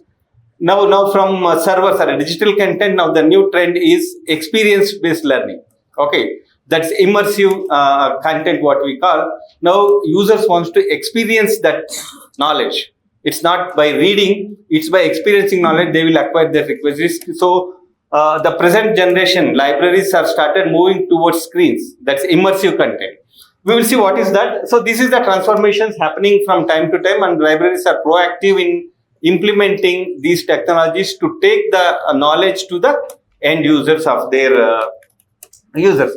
Of course, now road ahead for libraries, like any domain or any profession, the road ahead is very challenging because of technological developments, the technology which is penetrating in all walks of life. It will be challenging, and libraries are no exception. So it's time for us to redefine our roles, reinvent ourselves, and reposition to stay relevant in academic institution or maybe any other places. So my presentation will try to focus on its specific attention to academic libraries. What are the various services we can adopt and we can serve our institutions. So apart from archiving books and extending access to books, I will not touch upon that because we are all aware that there is an automation in place, there is a digital library in place, which will give access 24/7. Apart from that, what are the opportunities libraries have got so that we will be relevant to our institutions, our parent institutions? If you look at various aspects, various services where libraries can pitch in and make difference, be a real supporting system for our institution. One is be a partner with teaching learning experience, teaching learning process, where we can extend access to all our educational material in various formats into 24/7 access. You would have heard about ONOS has been implemented from Government of India. That can be integrated to our learning management system. I understand many education institutions have their own learning management platforms where from admissions to the exit of students is managed. Whole history of a student life cycle is managed there. Similarly, libraries can integrate their content to this kind of management systems where student will have access to entire scholarly or relevant content, authentic content, access 24/7. That is one area. And also these higher education institutions are knowledge creators because they encourage a lot of research and innovations, research activities will go on higher education institutions, and it's libraries' roles to capture that knowledge and archive it for future use. That is another area, maybe in the form of digital repositories or research data management systems can be implemented. And other important role for libraries is to engage in scholarly publishing activities because universities or research institutes publish their research in various scholarly publishing patterns like articles, conference paper, books, bookshops, and all. This is again, libraries can facilitate this kind of activities. For each activity, I have put some case studies, 1 or 2 slides. In detail, we will be looking at that. This is an abstract. Again, many institutions are participating in institutional ranking framework. If you look at this ranking frameworks and accreditation process, there is a significant weightage for scholarly publishing or scholarly publications, which libraries can actually compile those metrics and help institutions to in terms of data, these things. And also research intelligence services. Libraries can also extend various formats of research intelligence services like identifying a real problem which society faces, right? Because you have a lot of access to various databases. So through that, your PhD problems can be identified, which can be converted as a product and can help the society. Okay, merely doing PhD may not help society. So you can identify a research problem through this research intelligence system. You will see that. And also once you come out with a research findings, basically you are creating an intellectual property. which can be converted into a product, which in turn converted to as a revenue model for an institution. There also you can definitely facilitate intellectual property management for an organization. And of course, other portfolio what library can have is maintaining a heritage archive of an institution, history of an institution. That's also again an interesting role where libraries can extend. If you look at evolving teaching learning process, earlier we used to read books and write exams and acquire degree. Now that process has been changed from teacher-centric to learner-centric modes, where libraries can really integrate their digital content so that it can be accessed anywhere at any point of time. And also transforming libraries, not only holding a books, it should be an experience center. People should come and carry out whatever scientific activity or educational activity they want to carry out. The infrastructure should be there to support that. So we call them as a maker space or a innovation labs or a idea pitch labs or a design thinking labs. So these kind of facilities libraries have started making. Actually, I have some examples for that. And also a lot of people come for discussion. See, many scientific outcomes will come with a collaborative work, not as an individual work. So libraries also should provide various collaborative spaces where people can come and discuss and come out with the wonderful ideas. So these are like media labs. So if you have a communication division or a marketing division, these media labs will help them to create content and popularize on social media. So they will experience that. So that's the kind of expectations are there. And of course, your own degree may not enough to acquire skill sets. Now there are a lot of mechanisms to acquire skills through MOOCs courses, online courses. Of course, libraries again a place where they can subscribe a lot of courses and extend or enable access to those kind of courses at libraries. This is a few examples I have given, like ONOS or in our own CSIR setup, we have our own national consortium where entire content is extended 24/7. There is no physical barrier, there is no time barrier. Whoever wants to access, they can access this quality, authentic scholarly content. Okay, and integration to library learning management system is quite possible, where EPG Patashala is one such course where recorded lectures are there. For example, you have LMS in place in Rani Channamma University, you will have the course tutors lectures as well as the library content can also be integrated at the same level, in the same subject wise, same domain wise. That's quite possible, and content can be textual content or it can be multimedia content as a learning material. And this is what immersive zone I was telling. For example, if you take a medical college library, earlier this postmortem, this anatomy of a body, no, they used to do it on physical bodies actually, real bodies. Now getting a real dead bodies will be difficult for medical college. Now what has happened? Many libraries have set up anatomy tables. There will be a digital table where a human body will be there in digital format.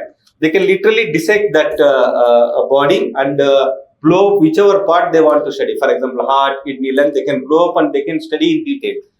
This is what medical college libraries have started implementing this. So any point of time, n number of times, student can go and dissect that body. Okay, there is no dependency. And if you look at various education institutions, they have implemented this AR, VR content, augmented reality or virtual reality. For example, if I want to study an electric motor, how it works, electric motor will have various parts, right? I can build a hologram of electric motor and I can separate each part and experience that learning. So this is called an experience centered concept kind of a thing. For example, if you are studying a chemistry, each molecule I can build. I can bring out each element and I can join, I can have that bonding and I can really experience that instead of studying on the paper. So that's kind of thing. And recently our government of India has implemented Pradhan Mantri Vastu Sangrahalaya. They have incorporated a very good immersive content there. Really, you can talk to all your prime ministers. For example, if you want to talk to Manmohan Singh or Lal Bahadur Shastri or Atal Bihari Vajpayee, really his hologram will come up and there is a corpus which AI will push. They will really have a conversation with you. So those kind of experiencing things have been built. And this one thing I want to highlight, National Library of Singapore. They have built a immersive zone where students or children can get in, and through walkthrough they can create their own story of a Singaporean culture. So there is a content embedded backend. It's a joint project by Singapore Public Library and Adobe. What they have done, a student will enter at this stage and he will drag various pictures from the online touchscreen, and there is a content there. He will push that content, he will narrate his own content, and he will make a nice storybook, digital storybook, and he will experience that.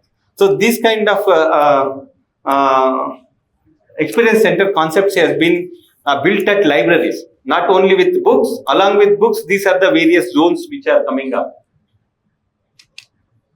At CSIR I'm fortunate to get 2.5 crores of funding this year. Now our idea is to build a immersive zone for aircraft. We do research on various civilian aircraft, like 19-seater and 90-seater aircraft. For example, aircraft will have millions of parts, right? So now we will be building a content, AR and VR content, so that each part can be blown up. People can enter virtually through the aircraft and they can experience that, which has been successfully built by a Boeing aircraft. You have seen a Boeing aircrafts. So they have a AR VR content, AR VR center at their library, and they have built that. This video is available on YouTube also. You can see that.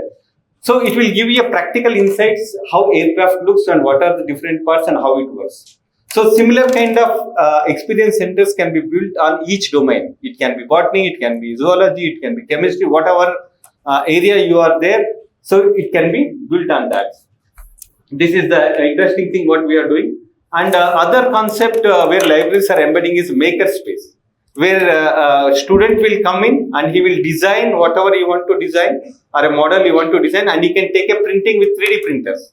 It's not 2D on a sheet printer.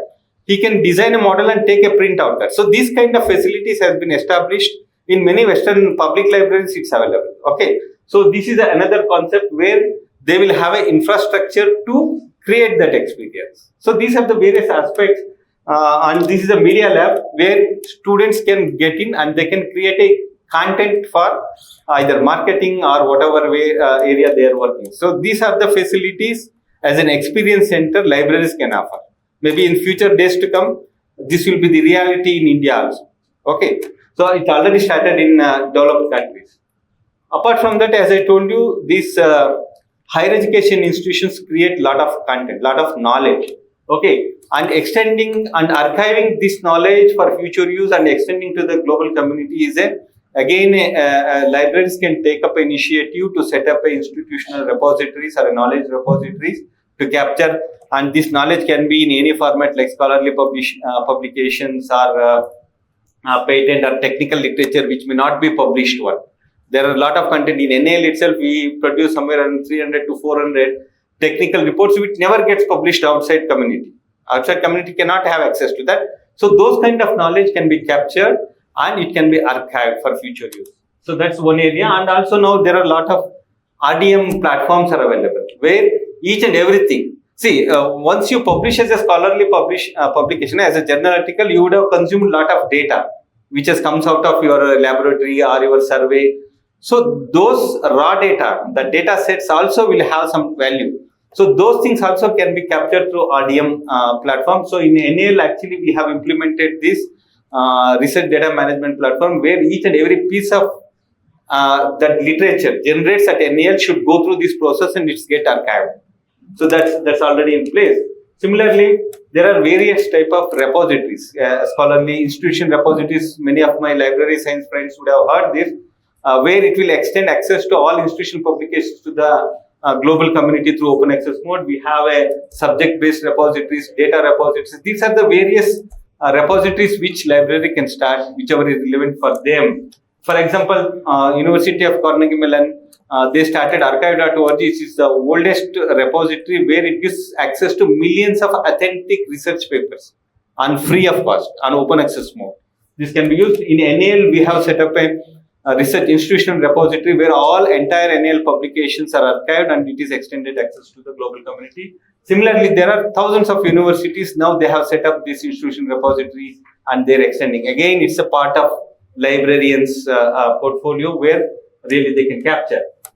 And also, apart from this, many corporate libraries, libraries of companies, they have this concept of knowledge management where they not only archive tacit knowledge, they also try to capture explicit knowledge, the spoken knowledge. Okay, in certain form, they capture that, they curate that, they archive that. And which will again, for example, I have done a project on a similar area. Maybe in future also I will get project in the same area. I need not repeat entire thing. I will consult this knowledge base and I will take out whatever relevant so that the cost is reduced. So those are the advantages of knowledge management, and this also can be a part of your library. Okay, so these are the various areas as a library professional, as a young library student, you should be focusing to develop a skill sets. Okay. And facilitating scholarly publishing, again, I'm sure Rani Channamma University also will publish various publications in international or SCI journals, where libraries can be an active role. Okay, from last 200 to 300 years, the scholarly publishing framework was where we will send an article, review process will happen. Again, we will subscribe that. From last 20 to 30 years, there is a new trend called open access publishing, where author will pay, reader need not pay, or both need not pay. There are various models of open access publishing where library can take a lead role and help their researchers, academicians or scientists to publish through various open access models. Maybe they can have APC funding. Now, One Nation, One Subscription also helping for APC publishing, where author need not pay. If you go through ONOS, they will take care of author payment. Okay. So these are the various, and one more trend is coming up is a preprint publishing culture. Okay, all these years we used to publish with journals. Now there are a subject-based repository where academicians or researchers can send their article, and there is no rejection policy as long as you complies with their ethical policies like plagiarism or any data falsification, fabrication. If it is not there, they will publish on their repository, and there will be a continuous review mechanism. It's not that one-time review. There's called open review. Whenever a reader wants, and they can give a comment, and it will come back to you. So that if you feel that comments are really genuine, you can update your paper and you can publish as version 2, version 3, version 4. Okay. Once your article gets more popular or gets more downloads, even publisher will approach you to publish the preprint article with their journal. That's the kind of mechanism where scholarly publishing is moving. And also, it's a library's job to create awareness about predatory or vanity publishing. Okay, which unfortunately is in an increasing trajectory. So it's a library thing. And yeah, this is what I told. There are various publishing models where library can take a lead, like APC, managing APC fund, and encouraging with other read and publish model where you will get a discounted publishing facilities. So other interesting area, like in NAL, we have a MOU with various leading publishers. From library side, we facilitated with the Springer, Elsevier. These are the popular SCI publisher for book publishing. They also publish books. So we have a memorandum of understanding with them in terms of revenue sharing, in terms of putting our logo, all those things. So any scientist or any researcher wants to publish a book, they approach us, and we link them up with these publishers, and they try to complete that project. So similarly, we have published so many publications, more than 30 publications. We have monographs and books we have coordinated from our library side.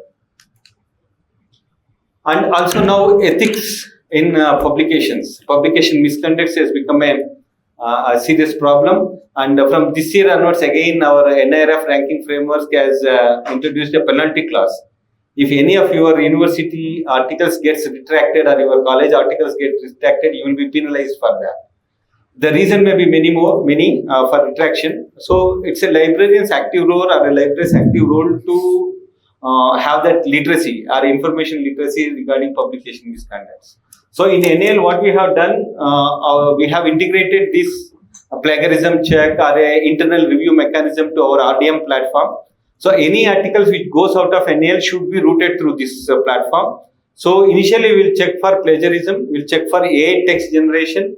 If it is below limits, we will pass on to the next level. Otherwise, reader has to rewrite that, rework on that paper. So similar kind of mechanisms, higher education institute libraries can also adapt so that institution reputation will not be dented in a later stage. Okay, you have taken appropriate precautionary measures at the in the root level itself. So this is our policy document of CSIR where there is a punishment clause also. For example, your papers are retracted or you are caught in publication misconduct, either your increment will be cut. And there was one incident from one of our lab from Chandigarh. The permanent scientist has been removed from service. He was sent on compulsory retirement. So that's the severity. So it's always better to have an awareness among your research community. And other thing, as I told you, Office of Data concept, which many libraries are coming up now, because when you look at various ranking frameworks or accreditation, significant weightage is given to this publication metrics. If you look at Times Higher Education ranking, there is a 30% weightage out of 100 is for publication metrics. So it's a librarians, we know all our bibliometric or centrometric skill sets, right? So it's again one of our job to compile these publication metrics of our entire institution and keep it ready. Where Indian Institute of Science started with library started with Office of Data, where they used to capture and compile entire IASC publication data for this ranking and accreditation process. Similarly, InflibNet has extended this IRINS. It's a dashboard kind of a platform where many libraries have implemented to capture this kind of publication data and to help them help their institutions for ranking and accreditation process. And since higher education institutions are also into research, especially I am from research institutes where our core mandate is to carry out research in civil aviation. I am sure in universities also a lot of research will go on. So as a library, you may have access to, or you may have access to patent databases, right? And now AI tools are there, LLM model tools with the paid services like deep research from ChatGPT and many other LLM tools. What they do, they give intensive information landscaping, and they try to figure out what are the niche areas where research can happen.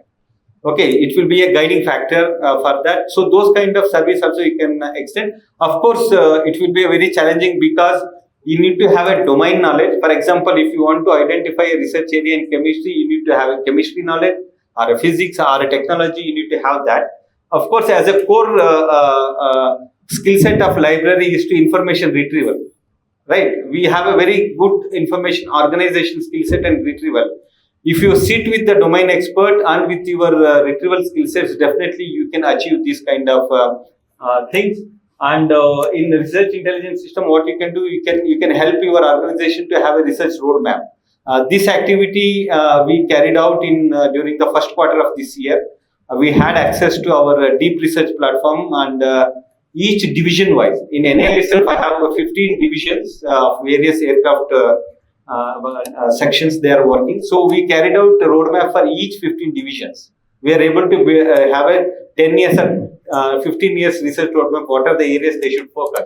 And also market trends and all can be analyzed using this patent databases. I have put one or two slides. This is one AI-based patent search we have implemented at NL, where I can have a NLP kind of a query. So my AI tool will interpret that query, and it will decide that query based on whatever NLP text I have given in, and it will retrieve the patent where I can have a benchmarking, like who is working. For example, I am working on aircraft engine. In engine itself, there are various type of engines.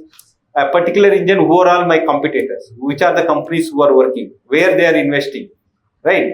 So all those benchmarking can be done. This we have done in our NL, and I can also generate a landscape of that patent information and identify where I should invest. For example, these hill areas, there are a lot of patents already has been filed. Many research has already gone in, right?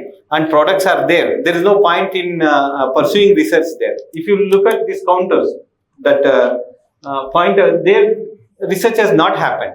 Okay, it's appropriate for me or my organization to identify research areas in that and start pursuing research. Maybe PhDs can be identified there, PhD problems. So this is how libraries can really help the researchers in identifying problem also, which we call it as a white space analysis. Okay, and this is a deep research subscription I told you. This helped us to have a kind of a guidance roadmap for my researchers. So in what area they have to work, kind of a things. Again, libraries can subscribe these kind of things, and help them with our skill sets. Of course, domain knowledge also is required. And in IP management, once your research happens, you come out with a kind of a intellectual property in terms of patents or copyright or design or trademarks and all. Where again, there are various ways where libraries can pitch in and facilitate the registration of patent or a filing of patent, registration of copyright. Okay, in NL we do these kind of activities also. We carry out prior art search, novelty search and patent databases where really this product or this invention can be patentable. So okay, all those things we give, and again copyright advice and especially with respect to open access publishing, or if you want to borrow somebody's content. Okay, that is also one of the major reason for retraction, because without any awareness, right, our researchers will take some images or tables or data from other articles which is already published.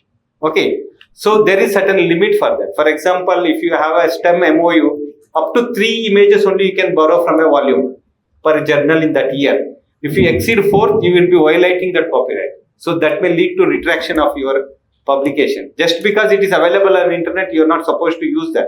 You have to see what kind of right is associated with that. Because if you go to Google, no, you get number of images, photos and all. Is it proper to use those images as it is? No, you have to see what kind of copyright is associated. Who can help your users in this area? Again, librarians or library professionals can help them. Look, this will be the violation. So this is again one of the additional role library can do that. And finally, every institution will have a legacy, history, heritage. So now it's a librarian's job is to document that, create an archive of that. For example, if you look at IIM Kolkata Library, they have taken up a initiative to set up archive of IIM Kolkata Library. In NAL, we also started CSIR NAL Heritage Collection, where we are trying to capture our 60 years legacy digitally on one place. Of course, this content we will recall in our immersive content creation also. So this is how libraries can have a reposition and venture into newer and newer activities to stay relevant. Okay. At the end of a day, management will ask why there are no users coming to library. What is the relevance? What is the need of library? That's the common question we face day-to-day basis. It may be a research institute, it may be R&D, or it may be a public library.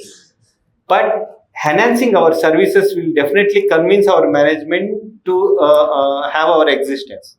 Right. So these are the few areas I have listed where we have involved. Of course, there are many such services which are available where libraries can really make a difference for their organization. Okay. Of course, to do this, it's not so easy. For me to give lecture is very easy, right? I will have my PPT and to implement that at your end will be a challenging, right? So what are the challenges? Again, user requirement is not same. It's changing. Of course, last 1 century, maybe it was same because technology development was also same. Now technology matures every 6 months. Every 6 months, every 1 year, you will have a new technology in place. And the need or a changing requirements also changing very fast. So meet their requirements is very challenging for librarians. And a market gap, of course, our schools are doing their best to bring up the skill sets.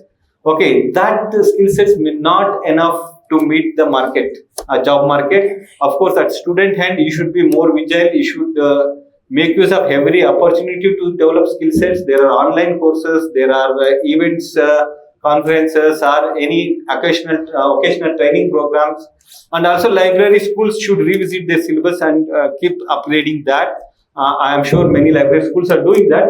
So as a library students, LIS students, you should be more vigilant. Wherever opportunity is there to learn, you should learn and you should develop those skill sets to meet that. That's again a market gap is a challenging thing. And the skilled manpower available for, especially for the new roles which you want to take up, is again servers pointing out, it's a lifelong learning process. If you don't learn for 6 months, you are out of race. Remember, okay. So skilled manpower is again a problem, and redefining librarian roles and adapting to that. That's very important. If you don't adapt, again you will be out of race. You will become irrelevant, right? And technology obsolescence. As I told you, every 6 months, every 1 year, new technology will come and old technology gets outdated. So you should keep pace with these technological advancements and you should be well aware of those things. It can be hardware, software, or it can be content also. And budget and resources is a big challenge. I am told that many universities are lagging behind for budget for libraries handle. Of course, if possible, if any CSIR funding can be tapped as a library, you should look for other budget resources. And most importantly, the management's cooperation or management support in implementing this is important. You should be able to convince management this is the value addition, this is the return on investment or a value on investment we are going to achieve if you do these things. So these are various challenges. It's not easy. So these are the various opportunities which are available for an academic library to reposition. So that was my point. Okay. Finally, I would like to conclude with this story of this bird. It's a adapt or die. So it's not the strongest that survive. I am very intelligent. I have very financially strong, very resourceful. Will you able to survive? No. So it's not that the strongest that survive, not the most intelligent. It is the most adaptable. You should analyze the situation, adapt to that. Then only you will survive. Otherwise, you will become a dodo bird. So it was lazy enough. So it didn't modify its body structure so that it can fly. So it vanished. It became extinct from the world. Okay. So with this, I will end my presentations. Thank you very much for your patience. If you have anything to share, any questions or any suggestions, I'm happy to take. Thank you very much.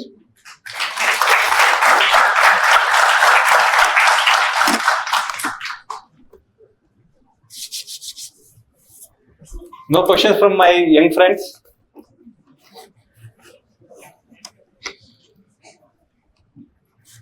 Was it interesting, especially for library students? So you will try to develop skill sets in this direction? Yes or no? Yes, sir. Good. So thank you.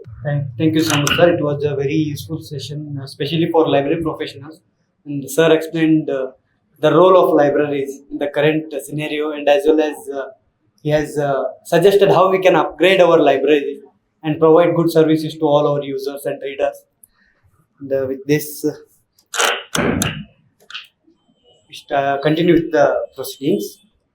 To honor excellence is to inspire excellence. As a mark of respect and appreciation, we now facilitate our esteemed chief guest, Professor P.G. Tadasad sir, and our resource person, Dr. Shivaram B.S. sir. I request all the organizing committee to kindly come forward to felicitate our chief guest.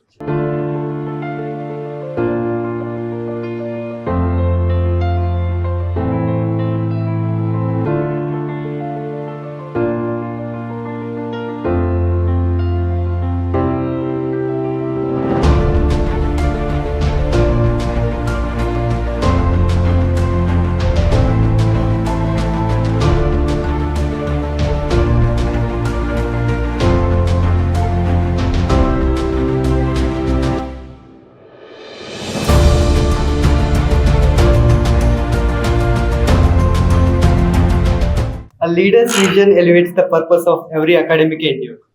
We are honored by the presence of Professor Ashok Dizal sir, Director of College Development Council, Rani Channamma University, Belagavi. I invite sir to deliver the presidential address. Thank you. Everyone, namaskara. So I am present here as one of the important stakeholders of the library services. As a user, I'm truly privileged to share the dais with the luminaries, with the subject experts, as well as the service providers, the entire team. Tadasad sir, ತುಂಬಾ ಆತ್ಮೀಯವಾಗಿ ಎಲ್ಲರನ್ನು ಅವಾಗ ಸ್ನೇಹಿತರು ಅಂತ ಕರೆದ್ರು. So is well known to us. ಯಾಕಂತ ಹೇಳಿದ್ರೆ ನಾನು ಅವರ ಒಂದು ಇನ್ವೈಟೆಡ್ ಟಾಕ್ ಅಥವಾ ಕೀನೋಟ್ ಅಡ್ರೆಸ್ ಒಮ್ಮೆ ನ್ಯಾಷನಲ್ ಕಾನ್ಫರೆನ್ಸ್ ಅಲ್ಲಿ ಇಲ್ಲಿ ಕೇಳಿದ್ದೆ. ಸೊ ಅವರ ಫ್ಯಾನ್ ಫಾಲೋಯಿಂಗ್ ಅಥವಾ ಫ್ಯಾನ್ಸ್ ಕ್ಲಬ್ ಅಲ್ಲಿ ನಾನು ಕೂಡ ಒಬ್ಬ ಮೆಂಬರು. ಅನ್ಫಾರ್ಚುನೇಟ್ಲಿ ಶಿವರಾಮ್ ಸರ್ ಇದ್ದು ಲೆಕ್ಚರ್ ಕೇಳಲಿಕ್ಕೆ ಆಗಿಲ್ಲ. ನಮ್ದು ಏನಾಗ್ಬಿಡುತ್ತೆ ಅಂತ ಹೇಳಿದ್ರೆ, ನಾವು ಕೂಡ ಬೆಳಿಗ್ಗೆ ಬರ್ಬೇಕಾದ್ರೆ ಅಟ್ಲೀಸ್ಟ್ 1 ತಾಸು ಲೈಬ್ರರಿಲಿ ಕಳಿಬೇಕು ಅಂತ ಹೇಳಿ ಆ ಆಸೆಯಲ್ಲಿ ಬರೋರು. ನಿಮ್ಗೆ ಗೊತ್ತು, ಒಮ್ಮೆ ವಿಶ್ವವಿದ್ಯಾಲಯಕ್ಕೆ ಬಂದ್ಮೇಲೆ ಬೆಳಗಿಂದ ಸಂಜೆ ತನಕ ನಮ್ಮ ಟೈಮು ನಾವು ಎರಡೂ ನಮ್ಮ ಕಂಟ್ರೋಲ್ ಇರಲ್ಲ. ಆ ಕಾರಣಕ್ಕೋಸ್ಕರ ಫಿಸಿಕಲಿ ಲೈಬ್ರರಿ ಹೋಗಿ ಕೂತ್ಕೊಂಡು ಆ ವಿದ್ಯಾರ್ಥಿ ದೆಸೆಯಲ್ಲಿ ಏನು ಆ ಸಮಯ ಕಳೀತಾ ಇದ್ವಿ, ಆ ಖುಷಿ ಇವತ್ತು ಕೂಡ ನಮ್ಗೆ ಸಿಗ್ತಾ ಇಲ್ಲ. ಬುಕ್ಸ್ ಗಳನ್ನ ಓದ್ತೀವಿ ಮನೆಯಲ್ಲಿ ಕೂತ್ಕೊಂಡು. ಅದಕ್ಕೋಸ್ಕರ ನಮ್ಮಲ್ಲಿ ಇಲ್ಲಿ ಕಿರಣ್ ಸಾವನೂರ್ ಅವರು ಕೂಡ ಅದರಲ್ಲಿ ವಾಲಂಟರಿ ಆಗಿ ನಾವೊಂದು ರೀಡರ್ಸ್ ಕ್ಲಬ್ ಅಂತ ಹೇಳಿ ಮಾಡಿದೀವಿ ಸರ್. ಅದರಲ್ಲಿ ರೀಡರ್ಸ್ ಕ್ಲಬ್ ಅಲ್ಲಿ ವಾಲಂಟರಿ ಟೀಚರ್ಸ್ ಏನಾಗಿ ಉದ್ದೇಶ ಏನಂತ ಹೇಳಿದ್ರೆ, ಅದರಲ್ಲಿ ಯಾವುದೇ ಹಳೆ ಮುಂಚೆ ಓದಿದ ಬುಕ್ ಬಗ್ಗೆ ರಿವ್ಯೂ ಮಾಡಿ ಹೇಳೋದಲ್ಲ. ಮೇನ್ ಉದ್ದೇಶ ರಿವ್ಯೂ ಮಾಡಿ ಇನ್ನೊಬ್ಬರಿಗೆ ಹೇಳೋ ಉದ್ದೇಶ ಅಲ್ಲ, ತಾವು ಓದುವಂಥದ್ದು. ಮೇಷ್ಟ್ರಾಗಿ ನಾವು ನಮ್ಮ ಸಬ್ಜೆಕ್ಟ್ ಬಿಟ್ಟು ಬೇರೆ ಪುಸ್ತಕಗಳನ್ನು ಓದ್ಬೇಕು ಅನ್ನೋ ಉದ್ದೇಶದಿಂದ ನಾನು ಸ್ವಯಂ ಪ್ರೇರಣೆ ಒಂದು ಸ್ಟಾರ್ಟ್ ಮಾಡಿದ್ದು. ನಮ್ಮ ಎಷ್ಟೋ ಕಲೀಗ್ಸ್ ಇಲ್ಲಿ ನಮ್ಮ ಗುರು ಬಸವರಾಜ್ ಸರ್ ಇದ್ದಾರೆ, ನಮ್ಮ ವಿದ್ಯಾಸಾಗರ್ ಸರ್ ಇದ್ದಾರೆ, ಮ್ಯಾಥಮೆಟಿಕ್ಸ್ ಇಂದ. ಈ ತರ ಇಲ್ಲಿರೋರು ಸುಮಾರು ಜನ ಅದರಲ್ಲಿ ಇದ್ದಾರೆ. ಮತ್ತೆ ವಿದ್ಯಾರ್ಥಿಗಳು ಕೂಡ ಅವಾಗವಾಗ ಬಂದು ಶೆಡ್ಯೂಲ್ ಮಾಡಿದಾಗ ಯಾರಿಗೆ ಇನ್ವೈಟ್ ಮಾಡಿದ್ವಿ, ರಿಸರ್ಚ್ ಸ್ಕಾಲರ್ಸ್ ಇವರೆಲ್ಲ ಬಂದು, ನಾವು ಯಾವ ಪುಸ್ತಕವನ್ನ 2 ಉದ್ದೇಶ, ಒಂದು ಹೊಸ ಪುಸ್ತಕ ಓದೋದು, ಇಲ್ಲ ಅಂದ್ರೆ ಅನೇಕ ಬಾರಿ ಏನಾಗ್ಬಿಡ್ತು ಇತ್ತೀಚೆಗೆ ಹೊಸ ಪುಸ್ತಕ ಓದೋದು ಬಿಡಿ, ಯಾವುದೋ ಒಂದು ಪುಸ್ತಕ ಓದಿದ್ರೆ ಕಂಪ್ಲೀಟ್ ಮಾಡ್ತಾ ಇಲ್ಲ ನಾವು.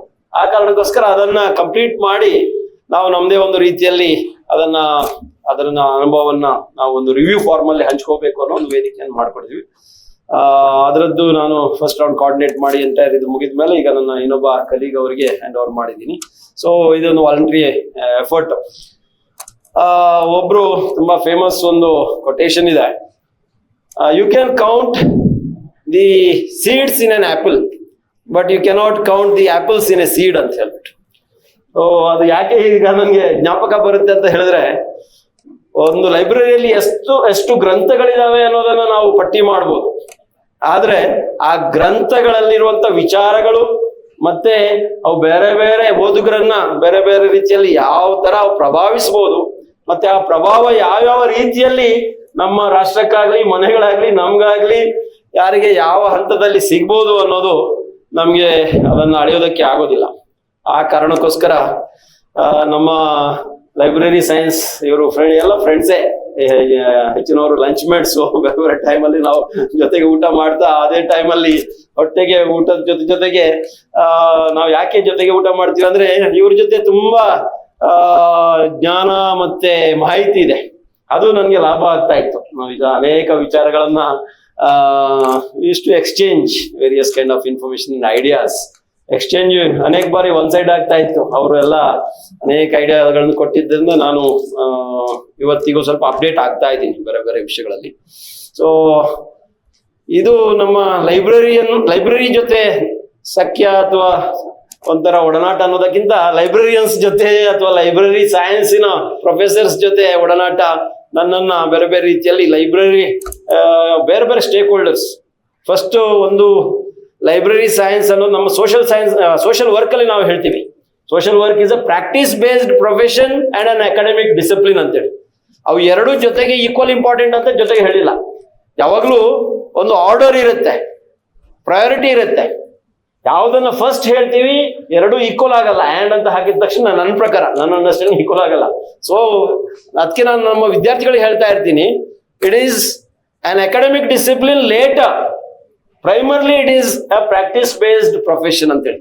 ಅದೇ ನನ್ನ understanding as far as library science department is concern. ಆ ಕಾರಣಕ್ಕೋಸ್ಕರ ನಮ್ಮ ವಿಶ್ವವಿದ್ಯಾಲಯಗಳಲ್ಲಿ ಕೂಡ ಅಲ್ಲಿ ಲೈಬ್ರರಿ ಬೇರೆ ಕಡೆ ಇಲ್ಲ, ಮತ್ತೆ ಲೈಬ್ರರಿ ಸೈನ್ಸ್ ಡಿಪಾರ್ಟ್ಮೆಂಟ್ ಬೇರೆ ಕಡೆ ಇಲ್ಲ, ಒಂದೇ ಕಡೆ ಇದ್ದಾರೆ. ಮತ್ತೆ that's how it has to be. ನಮ್ಮ ಎನಾರ್ಮಸ್ ಏನು ಸ್ಟ್ರೆಂತ್, ಹಳ್ಳಿಗಳಲ್ಲೂ ನಮ್ಮಲ್ಲಿ ವಿದ್ಯಾಭ್ಯಾಸ ಏನು ಔಪಚಾರಿಕ ಶಿಕ್ಷಣ ಇಲ್ಲದನೆ ತುಂಬಾ ರೀತಿಯ ದರ್ಶನಗಳು ನಮ್ಮ ಭಾರತದ ಪರಂಪರೆಯಲ್ಲಿ ತುಂಬಾ ತರದ ಜ್ಞಾನ ಶಾಖೆಗಳು ಅಥವಾ ಬೇರೆ ಬೇರೆ ರೀತಿಯ ಇದು ಏನು ಇತ್ತು, ಅದನ್ನ ಯಾಕೆ ನಾವು ಕಳ್ಕೊತಾ ಇದ್ದೀವಿ? ನನ್ನ ಪ್ರಕಾರ ಯಾಕೆ ನಮ್ಮಲ್ಲಿ ಸೈನ್ಸ್ ಅಂಡ್ ಟೆಕ್ನಾಲಜಿಯಲ್ಲಿ ಅಥವಾ ಬೇರೆ ಬೇರೆ ಕ್ಷೇತ್ರ ಯಾಕೆ ಇನ್ನೋವೇಷನ್ಸ್ ಆಗ್ತಾ ಇಲ್ಲ? ಯಾಕೆ ಜ್ಞಾನ ಅನ್ನೋದು ಒಂದು ರೆಕಗ್ನೈಸ್ ಫಾರ್ಮ್ ಅಲ್ಲಿ ಅಥವಾ ರೆಕಗ್ನೈಸಬಲ್ ಫಾರ್ಮ್ ಅಲ್ಲಿ ಯಾಕೆ ನಮ್ಗೆ ಅದು ಡಿಸ್ಟಿಲ್ ಆಗ್ತಾ ಇಲ್ಲ? ಮತ್ತೆ ಒಂದು ಗ್ಲೋಬಲ್ ಫೋರಮ್ಸ್ಗಳಲ್ಲಿ ಆಗಲಿ ಅಥವಾ ಪ್ಲಾಟ್ಫಾರ್ಮ್ಸ್ಗಳಲ್ಲಿ ಯಾಕೆ ಪ್ರೆಸೆಂಟ್ ಮಾಡ್ಲಿಕ್ಕೆ ಆಗ್ತಾ ಇಲ್ಲ ಅಂತ ಹೇಳಿದ್ರೆ ನಮ್ಮಲ್ಲಿ ಆ ಪ್ರತಿಭೆ ಇಲ್ಲ, ನಮ್ಮಲ್ಲಿ ಆ ತರದ ಸಂಪನ್ಮೂಲಗಳಿಲ್ಲ ಅಥವಾ ವ್ಯವಸ್ಥೆ ಇಲ್ಲ ಅಂತಲ್ಲ.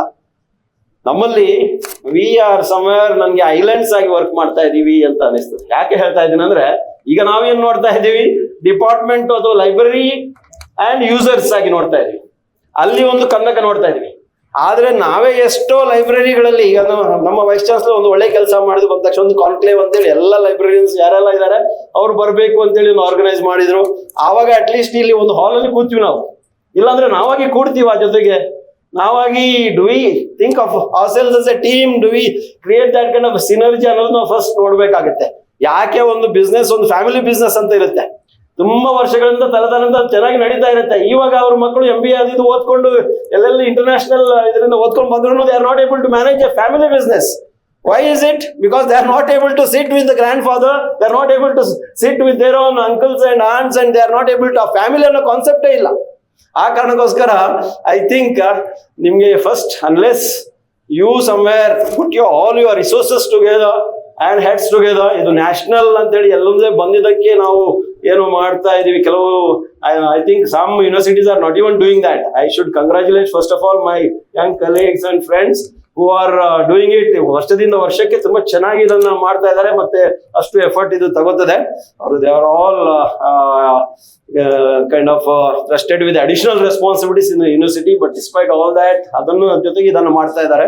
ಸೊ ಆದ್ರೂ ನನಗೆ ಅನಿಸ್ತದೆ ಇದ್ದ ರಿಸೋರ್ಸಸ್ ಗಳನ್ನ ಇದ್ದ ಜನರು ನಾವು ಜೊತೆಗೆ ನಾವು ಕೂಡಿದಷ್ಟು ಮತ್ತೆ ಯೂಸರ್ಸ್ ಗಳನ್ನ ನಾವು ಡೈರೆಕ್ಟ್ಲಿ ಬೇರೆ ಬೇರೆ ರೀತಿಯಲ್ಲಿ ಎಂಗೇಜ್ ಮಾಡಿದಷ್ಟು ಇದು ಸಾಧ್ಯ ಆಗ್ಬೋದು. ಯೂಸರ್ಸ್ ಗಳು ನಿಮ್ಮ ಹತ್ರ ಹ್ಯೂಮನ್ ಟಚ್ ಅಂತ ನಾವು ಲಾಸ್ಟ್ ಅಂತ ಹೇಳಿ ಎಲ್ಲರೂ ನಾವೇನೋ ಹೇಳ್ತಾ ಇದೀವಿ, ಬಟ್ ಲೈಬ್ರರಿಯನ್ಸ್ ಒಂದ್ ಕಡೆ ಬುಕ್ಕಿನ ಹೀಪ್ ಹಿಂದ್ಗಡೆ ಕೂಡುವಂತದ್ದು ನಮ್ಗೆ ಹಿಂದೆ ಕಾಣ್ತಾ ಇತ್ತು. ಓನ್ಲಿ ದ ಪೀಪಲ್ ಹೂ ಇಷ್ಟು ಅವಾಗ ತಡ್ಸದ್ ಸರಿ ಹೇಳಿದಾಗ we had no choice.